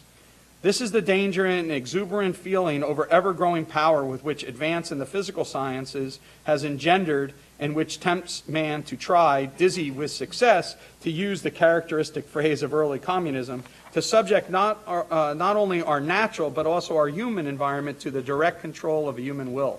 The recognition of the I'm going to screw this up. So, recognition of man's limits to his knowledge ought indeed to teach the student of society a lesson of humility, which should guard against him becoming an accomplice in man's fatal striving to control society, a striving which makes him not only a tyrant over his fellows, but which may well make him the destroyer of a civilization which no brain has designed, but which has grown from the free efforts of millions of individuals. So that's how Hayek chooses to end his Nobel Prize. An interesting factoid about the Nobel Prize is that he received a revise and resubmit on it from Economica, and he withdrew the paper, and it wasn't published really in the journal until 1989 in the American Economic Review. But the reason was that Hayek, no one wanted to publish what Hayek had to say about that stuff. Anyway. I think Austrians overplay their outside-ofness to the mainstream too much, and sort of what Kersner was talking about in the quote that Buchanan has about the Austrians. But I do think it's quite amazing that he submitted this piece to Economica, which he was the editor of for many years, and the editors wrote back and said, "We know that the occasion of the prize sometimes doesn't give you enough time to think all the way through your arguments." You can talk to Bruce Caldwell about these things if you would like. Anyway, so Hayek sought to provoke his fellow economists into rethinking the enterprise of the discipline. This is what we hope our talks today will stimulate, a conversation about the deep impact of Hayek's ideas and the new directions that they may pursue, none of which know how we can orchestrate that, right? All we're trying to do is cultivate a conversation about these ideas and see where those ideas may go. And so, in fact, what we care about most is the contestation of ideas and the free examination of that. And we're very fortunate today to be joined by, as I say, sort of distinguished scholars. So we could not ask for a more distinguished group of scholars to help us with this intellectual journey that we hope to embark on. Now, I should say right up front, unfortunately, Professor Phelps is ill, but he sent in his comments. So I don't know how to do his accent, but I will read his comments. So I'll try to do my best imitation of him. No, I won't. I'll just read his comments. And so I'm going to introduce him. I'm going to introduce the speakers first right now in mass, and then when they get up, we'll just have them go because you're going to want to hear them talk. So I'm going to try to. I apologize in advance. These gentlemen, obviously, they received the highest prize and prestige in our profession, so we could go on for a very long time with their resumes. I'm going to try to summarize it very quickly for everyone. So let me start with Edmund Phelps, won the Nobel Prize in Economics in 2006. He's a McVicker Professor of Political Economy at Columbia University and Director of Columbia's Center on Capitalism and Society. In addition to his work that forms the core of his scientific contributions, his most recent work is a work called Mass Flourishing. And it's about sort of the nature of a free society and the constant innovation that's required in that free society. And I highly recommend it to everyone. And so, Professor Phelps isn't here to push his book, but I will. But it's an excellent discussion of the innovation society. His close colleague and friend, Bill Baumol, right, has a book on the free market economy as the innovation machine and whatnot. And so this is the kind of work that he's working on now. Dr. Eric Maskin is the Adams University professor at Harvard University. He received the 2007 Nobel Prize in economics with Leo Horowitz and Roger Myerson for laying the foundations of mechanism design theory. I told, for those of you who are my graduate students in class, you know this, but not, I'm going to be going and leaving to visit another university in a couple weeks. So I'm going to miss one of my graduate classes, but I didn't let them miss it. What they're going to do is they actually have to have as a guest lecture Professor Maskin. But again, due to the modern technology, they get to watch a lecture of his on mechanism design theory that is now available, and then they have to, and I'm going to grade them on it. You better listen to it, so they can't cheat. So anyway, Professor Maskin is at the foundation of mechanism design theory. It's one of the main ideas in economics. There's, as far as I know, there's never really been a constant correspondence between mechanism design theory and public choice, especially the Buchanan-esque constitutional political economy, but yet there's obvious parallels between the two of them in the idea of designing the rule systems and aligning the incentives and meeting all of those ideas. And so there's a very strong idea of the connection to political economy. Before going back to, to joining the faculty at Harvard, this recent time he was a professor at the Institute for Advanced Study from 2000 to 2011. And then finally, Vernon Smith. Vernon Smith is a professor of economics and law at Chapman University, a research scholar for the for ISIS, Interdisciplinary Center for Economic Science, here at George Mason University, a fellow of the Econometric Society, and as well as many other centers. He's on the board of the Mercatus Center. We were so fortunate to have him as a colleague with us here at George Mason for many years, and he's, I will say this about, this is true of all the people that are in this position, but in my estimation, it's particularly true of Vernon Smith, is he's a lifelong learner. And one of the most amazing intellectual experiences anyone could ever have is to go to lunch with him, because he might not talk to you about economics. He might be talking about the prehistory of man or the latest article in Nature or whatever, and it's just a phenomenal experience. And we miss you, Vernon, every single day from our intellectual environment here, but we're trying to strive with your example to be lifelong learners ourselves. And I think that's our goal. All right, so I am going to start by reading Ned Phelps's comments. They're short. He got ill on a trip to China, and so that's what derailed him here. But I will try to read them fast. Why adulated by many, Friedrich Hayek is underestimated by the economics profession. In the minds of most scholars of economic thought, however, he is one of three pioneers of modern economics: Frank Knight, John Maynard Keynes, and F.A. Hayek. I will comment on some of Hayek's contributions. One, Hayek's early macroeconomics remains strange to most economists. So he starts out by arguing that Hayek believed that a decrease of thrift, a decrease in the supply of savings in Ramsey's terms, would be a contraction. In a recent co-authored paper, he's examined, Professor Phelps, the question in terms of a neo-Austrian non-monetary model. He finds it's theoretically possible that an increase in the social dividend or a cut in the tax rate will have effects on expectations, future bonds, having the net effect of lowering present asset prices and thus lowering investment activity and employment. So he believes that in the most recent models that he's worked on in this co-author paper have in fact captured aspects of Hayek's claim in the cycle. But the brief implicit in early Hayek, if I'm not mistaken, is that a misjudgment that a rise in the capital stock would depress asset prices. Thus, employment is not easy to sustain, though his co-author, separate from him, has provided a model that shows that it's true. The problem is interest rates fall, which force the real price of capital to rise. This is what he's trying to model.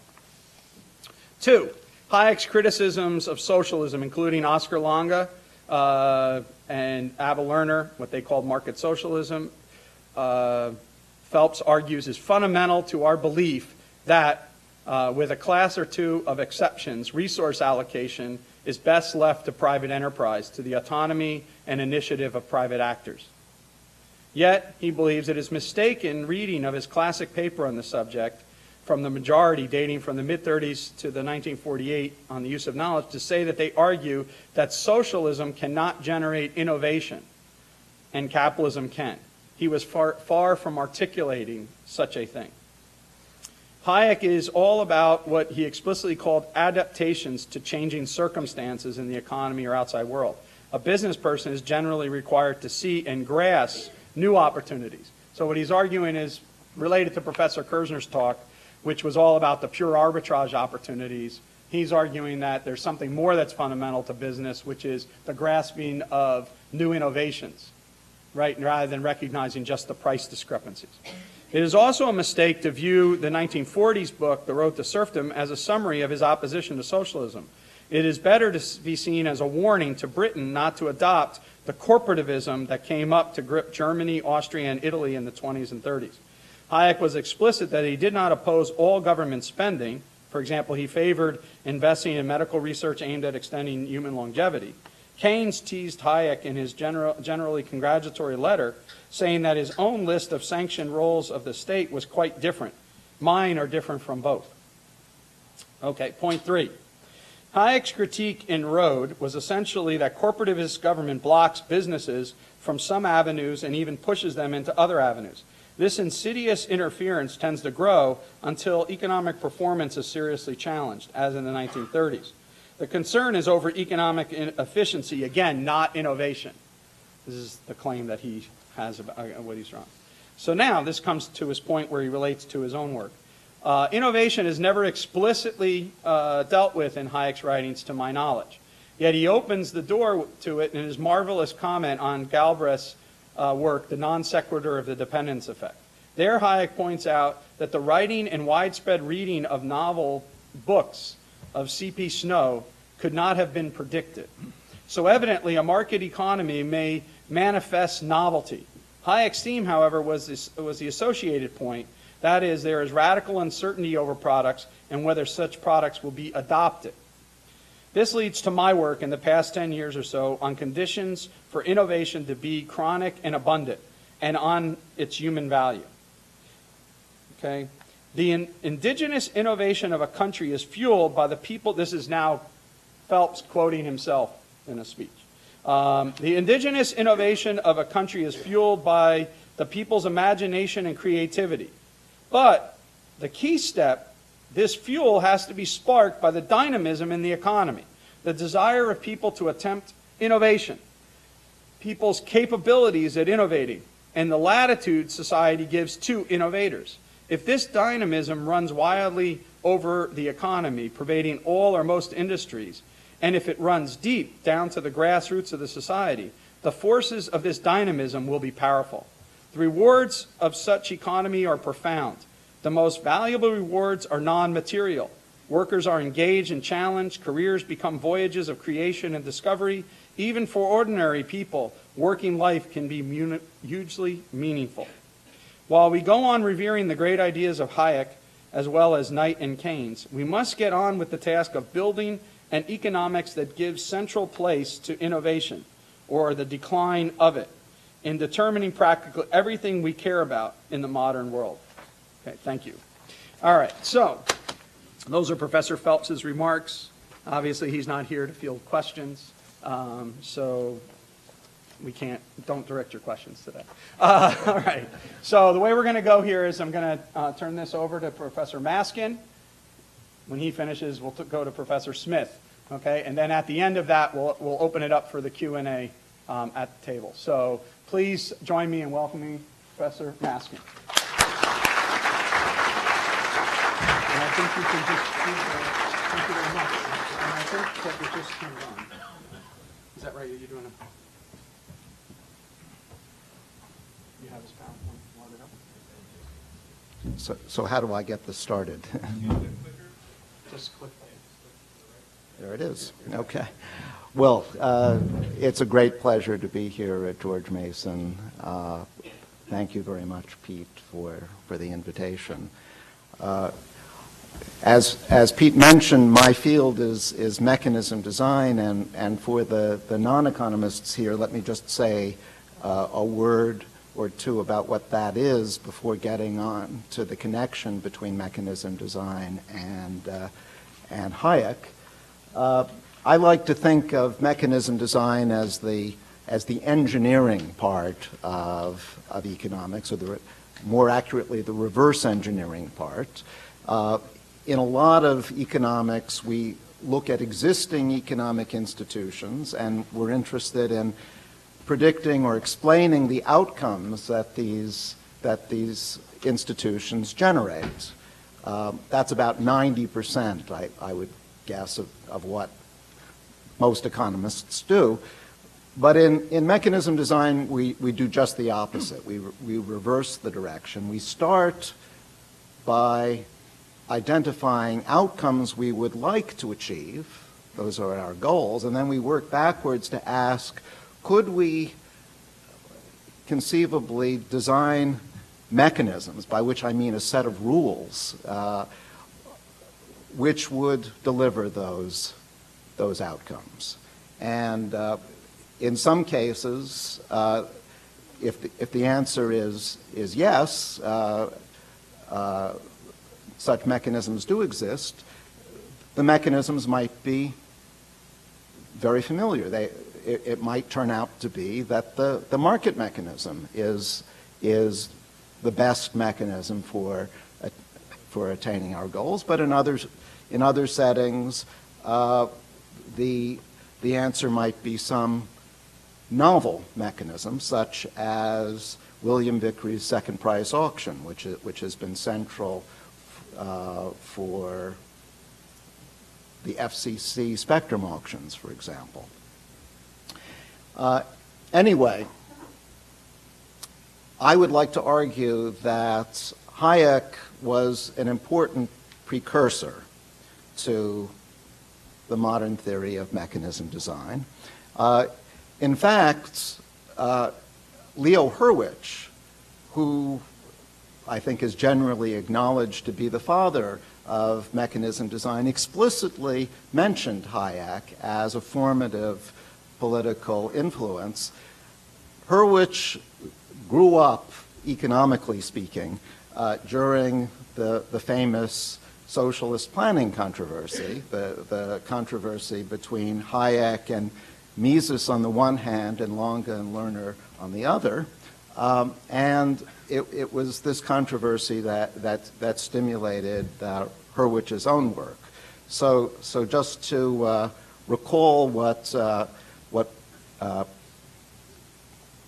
Professor Kirzner has already elaborated. In the planning controversy, Lange and Lerner said that, in principle, central planning should be able to replicate the outcomes of a free market, at least if the central planning is well designed.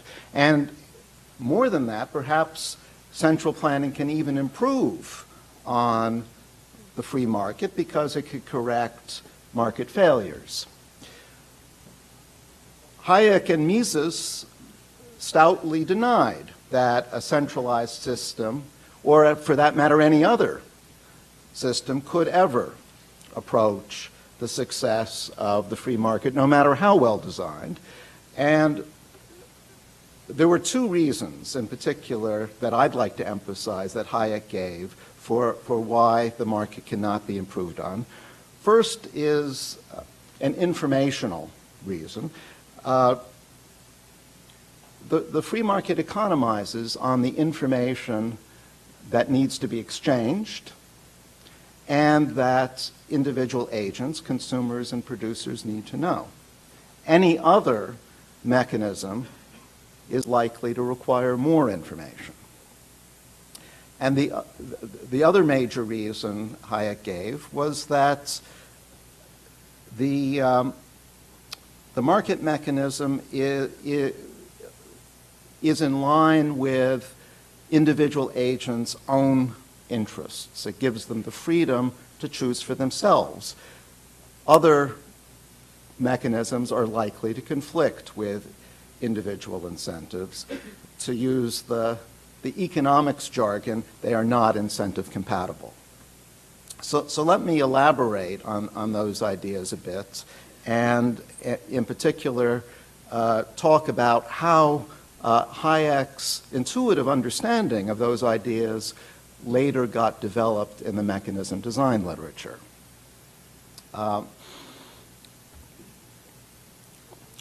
So let's take information first.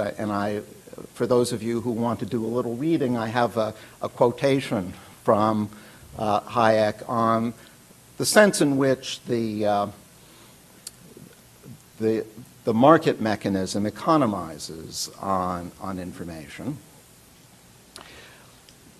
Many years later, Mountain Rider and also Jim Jordan formalized Hayek's reasoning to argue that the market mechanism requires, in effect, less information than any other potentially successful mechanism could ever do. So I realize that not all of you are economists, so I will talk you through the notation here. What Jordan does is to define the general idea of a mechanism. So imagine that we're in a setting where there are some goods to be reallocated. And we want them to be reallocated so that people who want good A get good A, and people who want good B get good B, and so on. We want an efficient allocation of these goods. Well, how might we do that? The general way we might do that is through a mechanism. A mechanism gives each agent, each consumer, a message space. A message space is what the consumer is allowed to communicate. In a market mechanism, for example, a communication might consist of making a demand for each of the various goods. A mechanism also consists of a message rule, which describes the connection between what the agent knows, his preferences, prices, whatever else might be relevant, and what message he sends. And then the final element of a mechanism is what's called the outcome function, which determines what allocation of goods is actually made on the basis of the messages that the consumers communicate. And so for a market mechanism, as I said, a message would be just how much a given consumer demands of each good. And the message rule that I was describing would be a rule which says, well, what demands are best for me as consumer I? What demands maximize my utility given my income and given the prices that prevail? And then the outcome of a market mechanism is just the reallocation of goods given consumers' demands and the available supply. Well, if there are goods, a consumer's message in a market mechanism will be R-dimensional. There'll be a demand for each good. Actually, the demand will be R minus 1 because a consumer need only specify his demand for R minus 1 goods. The demand for the remaining good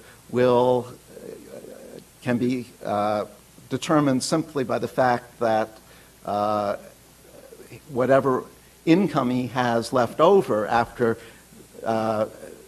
spending his money on R minus 1 goods must go for the remaining good. So it suffices to specify demand for R minus 1 goods.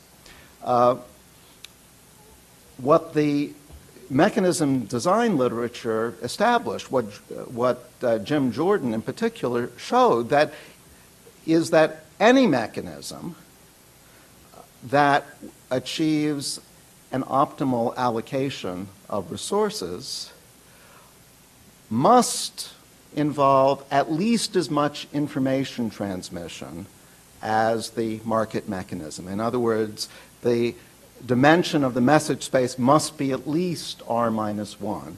And furthermore, the only mechanism which minimizes the amount of information is the market mechanism. So this I would view as the precise statement of the intuition that Hayek had many years previously. Let me move on to the other issue, which is incentives. And here's another quote from Hayek arguing that the market mechanism allows individuals the greatest freedom to choose for themselves what is best for them. As I said, the modern term for what Hayek was talking about is the idea that the market mechanism is incentive compatible. It's compatible with individuals' own objectives. And Hayek, in this quotation that I have up at the top, is in effect saying that there are no other good mechanisms which are incentive compatible. Well, that too can be given a more precise formulation. And that's exactly what Peter Hammond did. What he showed is that if there's a large number of consumers, and the reason that you need a large number is to have sufficient competition among them, then any mechanism which leads to an efficient outcome, a Pareto optimal outcome, and is voluntary in the sense that consumers are willing to participate. They don't lose from participating in the mechanism. The mechanism is individually rational, and is also and the mechanism is also incentive compatible in the sense that all consumers are maximizing their own objectives given the rules of the game, then the mechanism has to be the market mechanism. There is no other mechanism which satisfies these three properties of efficiency, individual rationality, and incentive compatibility. Now, Hayek didn't go into great detail about what you do if the assumptions of Hammond's and Jordan's theorems don't hold. Hammond and Jordan required, first of all, that there be a large number of agents so that there's no monopoly power, and that the goods being exchanged are private goods as opposed to public goods. Public goods are goods which, once they exist for anyone, exist for everyone. That is, no consumer can be excluded from consuming a public good once it exists. Hayek acknowledged that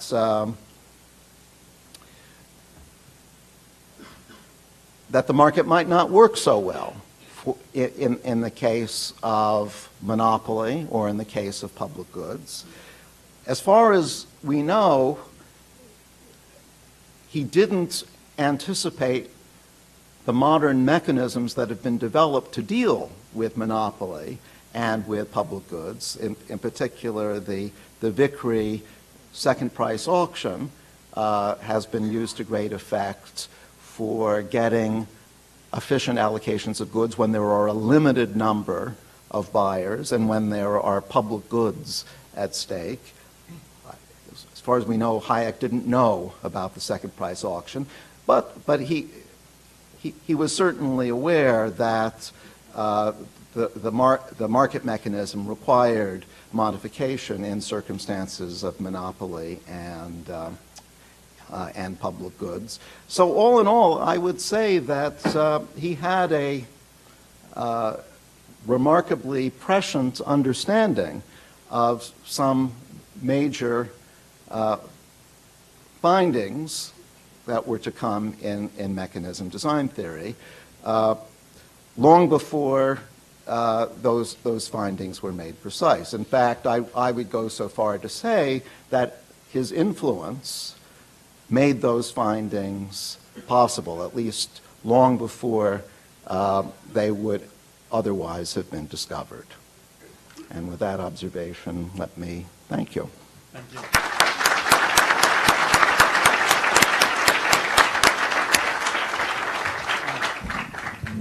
Now we'll hear Vernon Smith.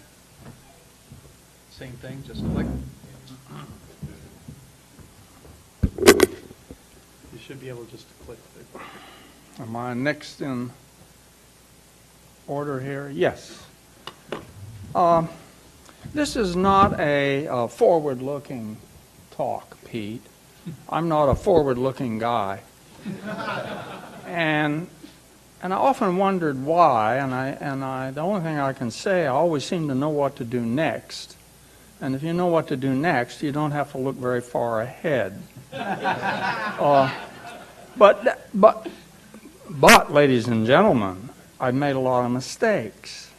And those mistakes were really important to make in terms of somehow incorporating the hazards of the next step into what I did. Hayek's laboratory was the great socialist debate. And by that I mean that was the arena in which he asked important questions and worked out really quite incredible answers. And Hayek was a master, I would say, of the mental experiment. And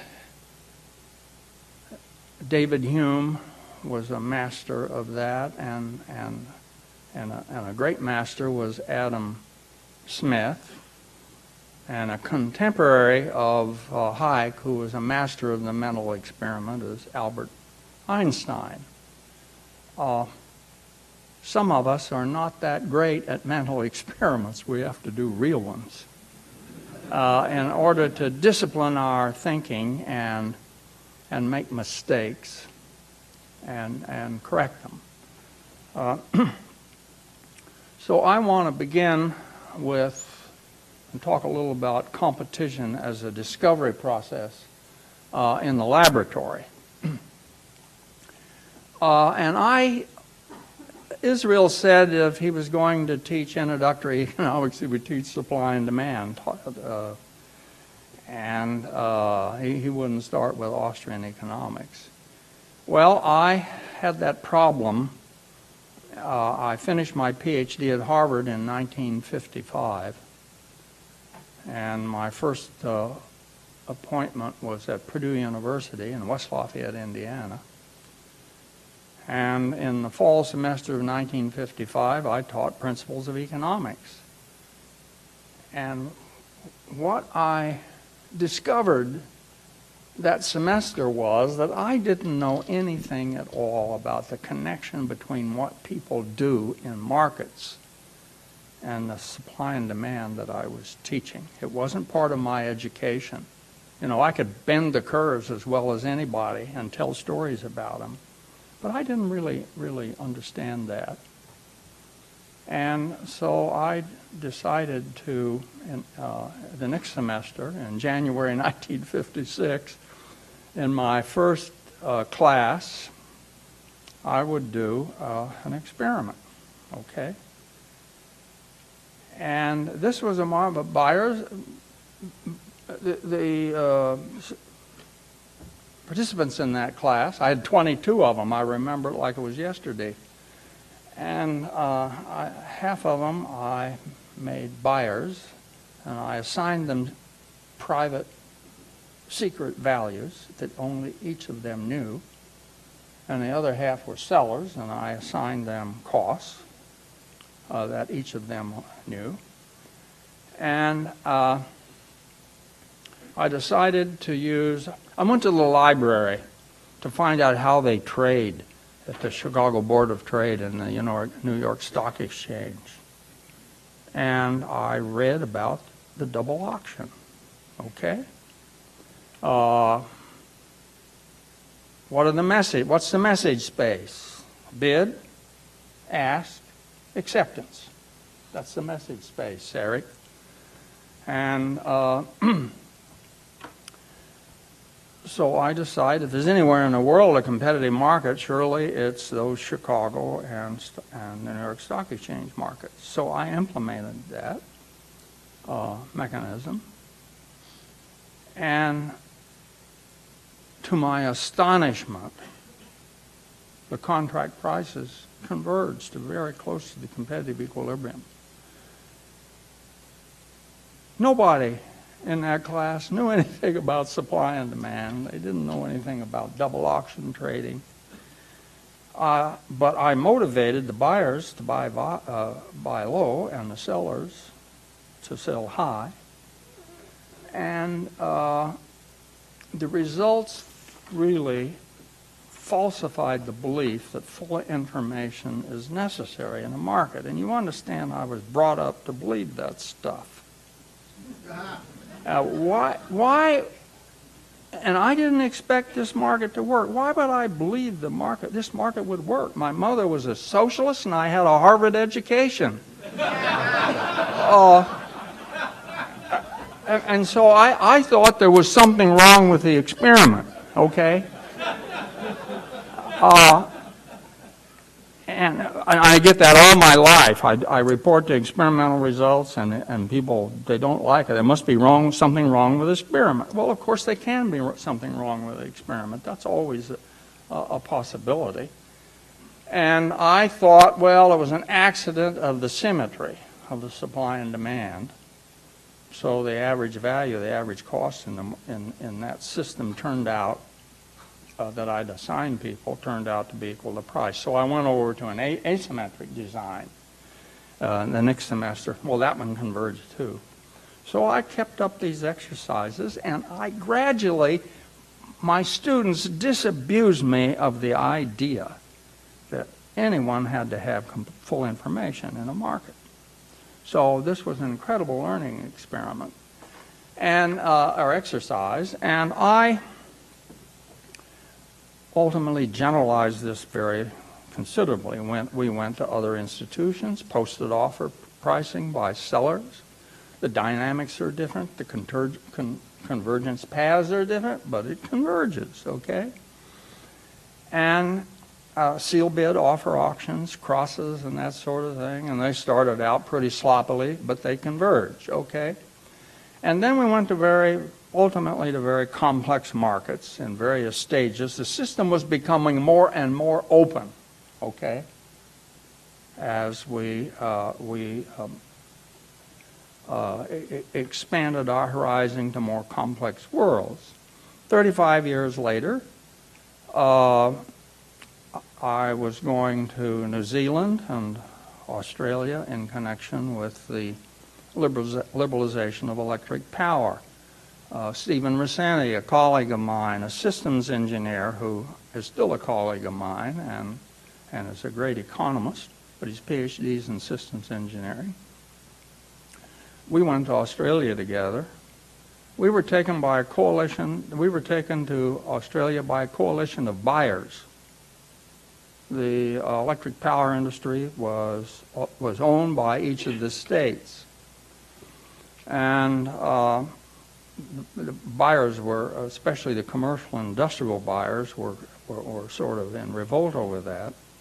So they brought us because we had gotten some reputation as a result of a study we did for the Arizona Corporation Commission, in which we recommended that they just spin off the generations, decentralize it, spin it off in Arizona, create the Arizona Energy Exchange, and have wholesale buyers and sellers bid into it.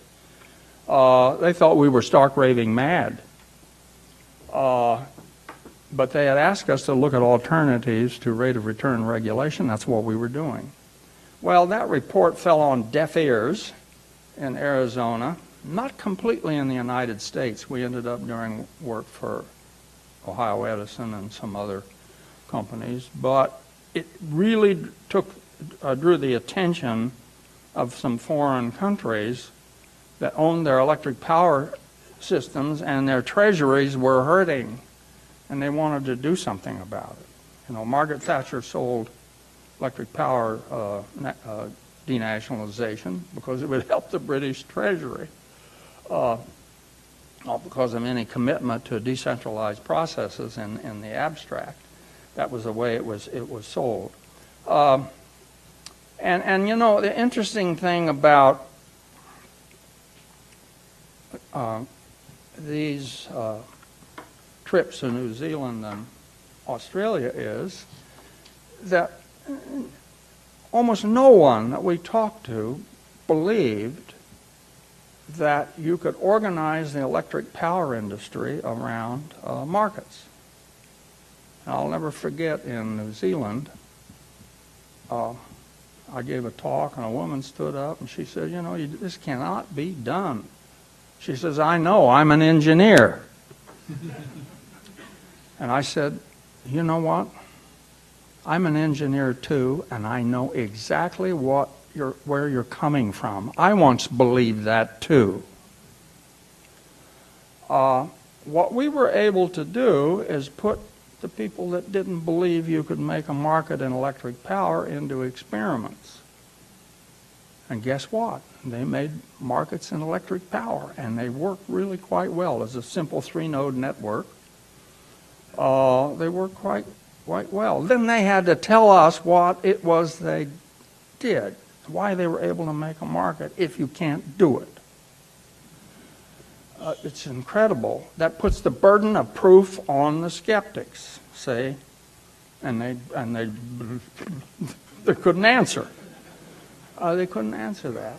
And so we, one little next step at a time, we kind of, in a series of battles, more or less won that war. But you know, to come back to what Eric said, they had to know what to do on the ground. What was the engineering, you see? And because we had this practice in the lab, and it's okay, there might be something wrong with the experiment. They can tell us what's wrong with the experiment. These are the people who are going to make a market, okay? They can tell us, and we'll see we can handle that. Okay, but anyway, back to those early experiments, the convergence was really inexplicable by the microeconomic theory of the day. And not knowing what Eric was going to talk about, I anticipated him.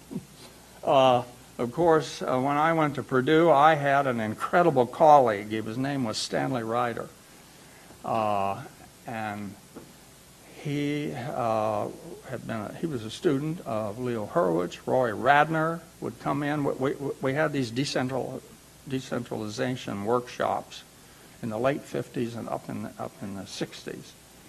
And I was not an integral part of that, but I was doing experiments and kind of influenced very much by what was going on around me. So we didn't have any way to come to terms with what the spontaneous order that people were generating in these laboratory experiments. You know, we had the Kuhnert model going clear back to 1838, but there wasn't any price discovery processes. Now, the game theorists were sort of baffled. They would ask me, well, now, are all those contracts you plotted there in sequence, are they all bunched up at the end? I said, no, they're pretty well spread out. Well, they found that kind of amazing because no one had any information. So it was optimal to wait. Let somebody else move first. Okay? And, well, that's not what they did. And, by the way, if you put game theorists in the experiments, they don't all wait to the end. They get in there and trade.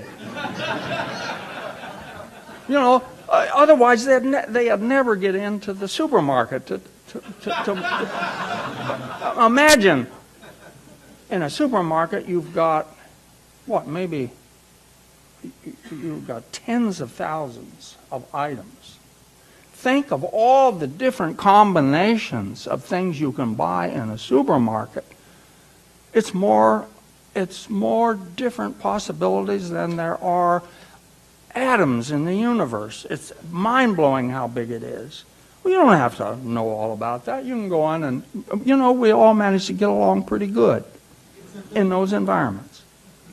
Okay, Hayek, of course, understood competition as a discovery process. And, well, we've already talked about, people have mentioned Hayek's great 1945 paper and the earlier 1937 paper where he was working these things out. One of my favorite quotes is from The Fatal Conceit, 1988, his last work. Neither all ends pursued nor all means used are known or need to be known to anybody in order for them to be taken account of within a spontaneous order. Such an order forms of itself. I have seen that thousands of times in the laboratory. People do not have any difficulty. If you give them a message space, you give them some motivation, they don't have to be experienced. They don't have to be very sophisticated. They'll produce a spontaneous order. Trust me. Another really, I think, great paper by Hayek. It was a 1968 lecture. The title is Competition as a Discovery Procedure. He says, I propose to consider competition as a procedure for the discovery of such facts as otherwise would not be known to anyone. Great insight.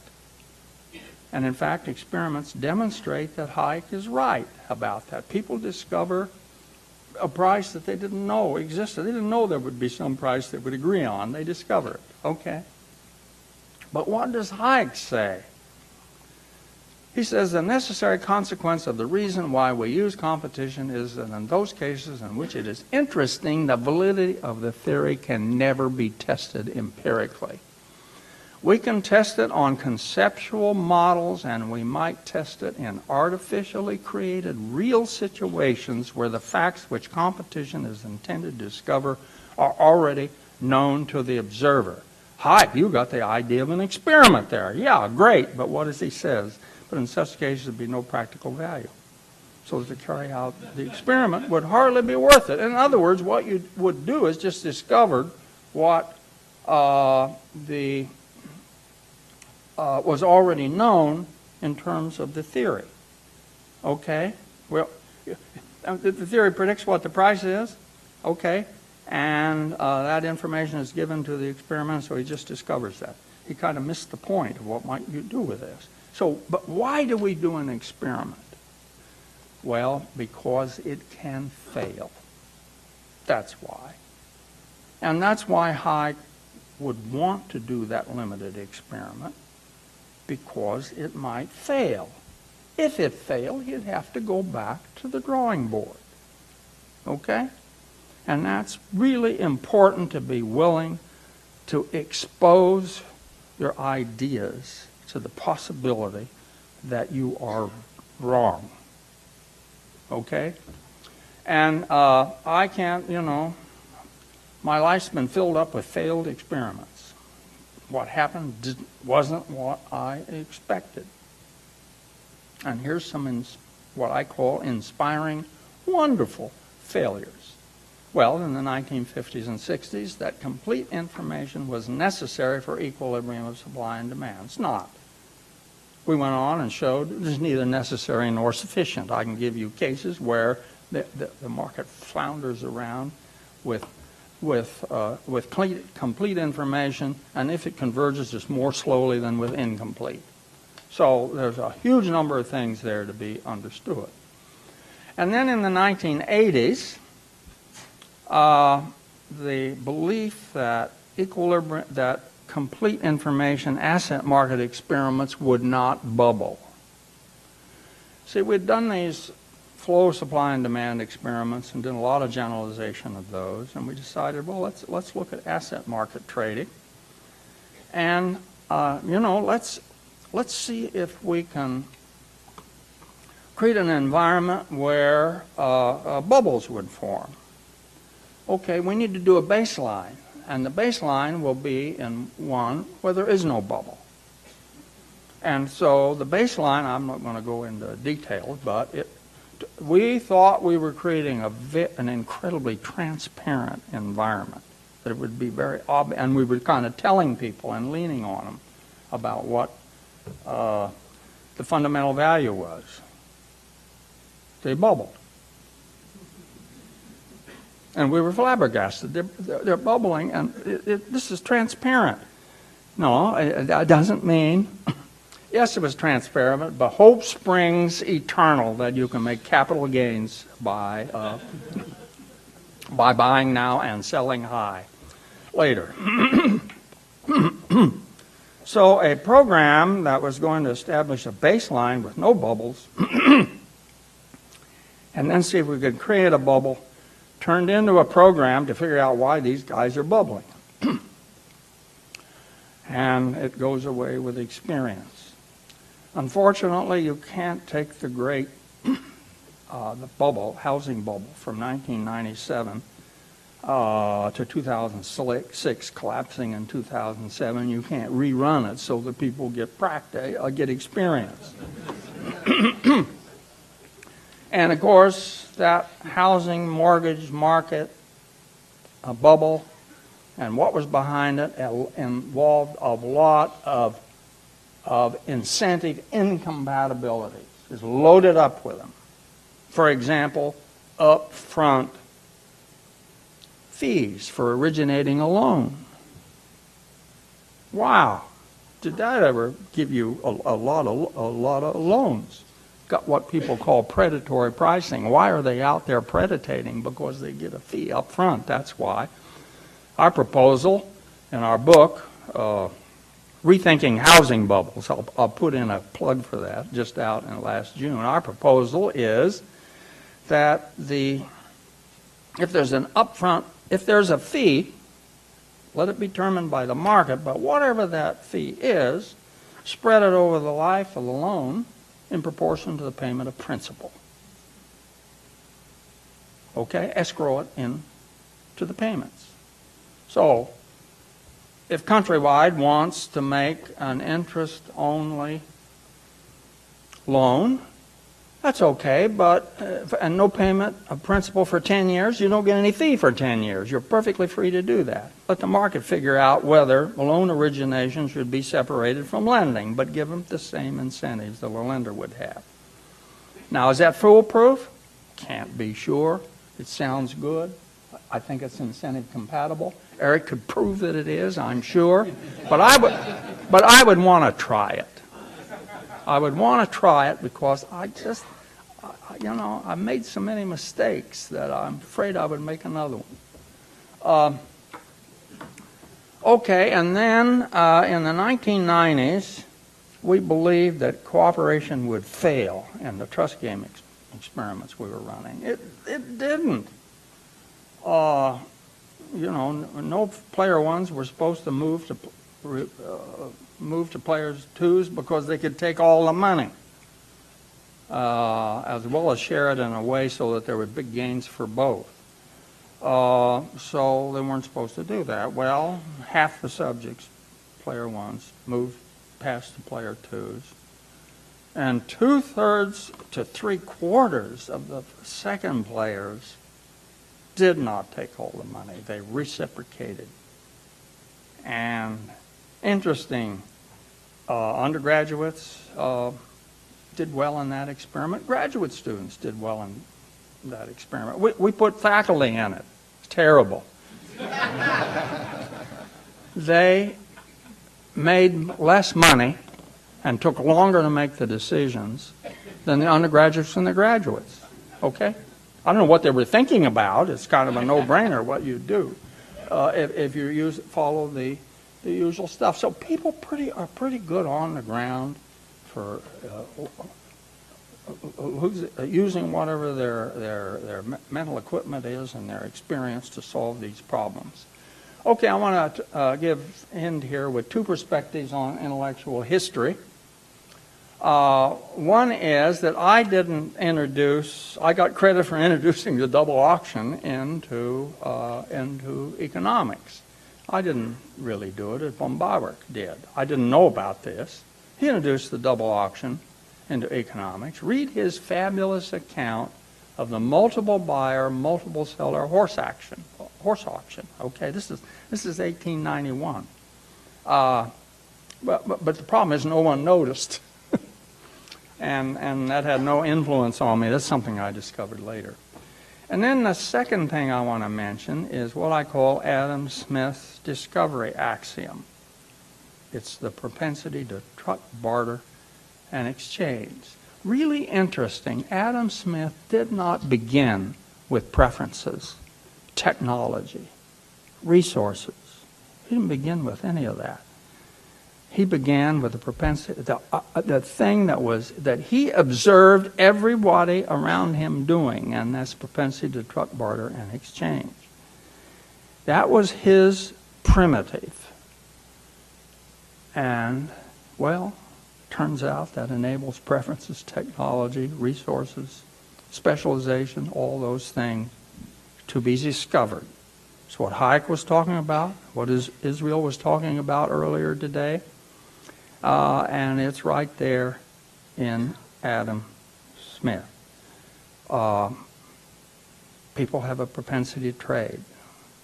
They exchange. Now there's a price. If the price is not public, you'll learn about it through gossip. Okay? Gossip is older than trade. Once there's a price out there for corn and there's a price for hogs, you can make calculations. In principle, you could do all these calculations. In principle, you could do all of this. But boy, you're given a price out there. You can start to ask yourself questions. Should I be growing more corn and fewer hogs? Or more hogs and less corn?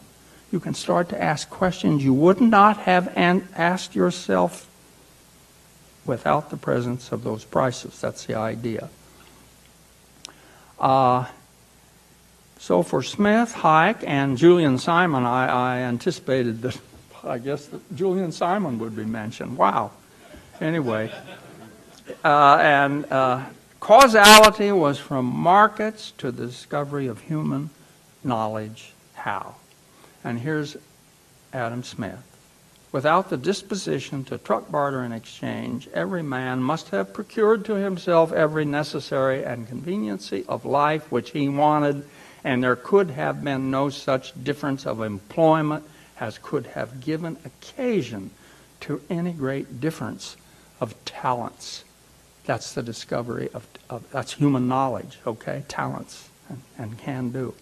So Smith had the right direction, causality, you see.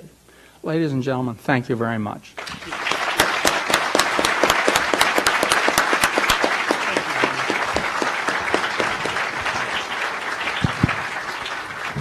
Okay, so we'll open it up for questions.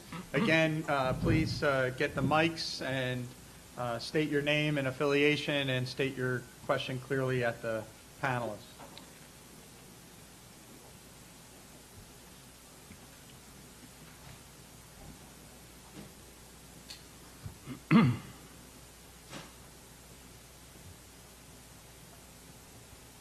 Professor Smith, I was surprised with the last quote here.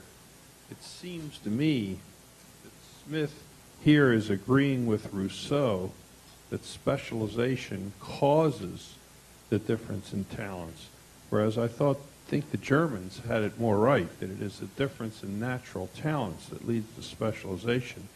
Or am I misinterpreting what you're meaning to imply here by citing Smith here? Was there a question? Yes, I'm saying, do you agree with this interpretation that Smith is saying here, that talents come from the specialization? Yes, yes. And he's got beautiful examples. He, by the way, David Hume and Adam Smith both use the word experiment. Not very often, but occasionally. And what's an experiment? It's a case. It's an example. You need to test your system and your thinking against observations. And that's an experiment, okay? Oh yes, and Adam Smith's examples are terrific, and elaborating on his point, he said that, you know, a street porter and a common street porter and a philosopher, as very young children, they may have been playmates. They're growing up, and gradually, the education, circumstances, and the choices they make, they start to diverge. And one becomes a philosopher, and the other ends up being a street porter. And only the vanity of the philosopher recognizes that they started out the same. So it's about the decisions and choices that people make based upon prices and calculations they can make, and what it is they like or don't like. That's the process that Adam Smith was talking about, and that Hayek and Israel was talking about earlier today.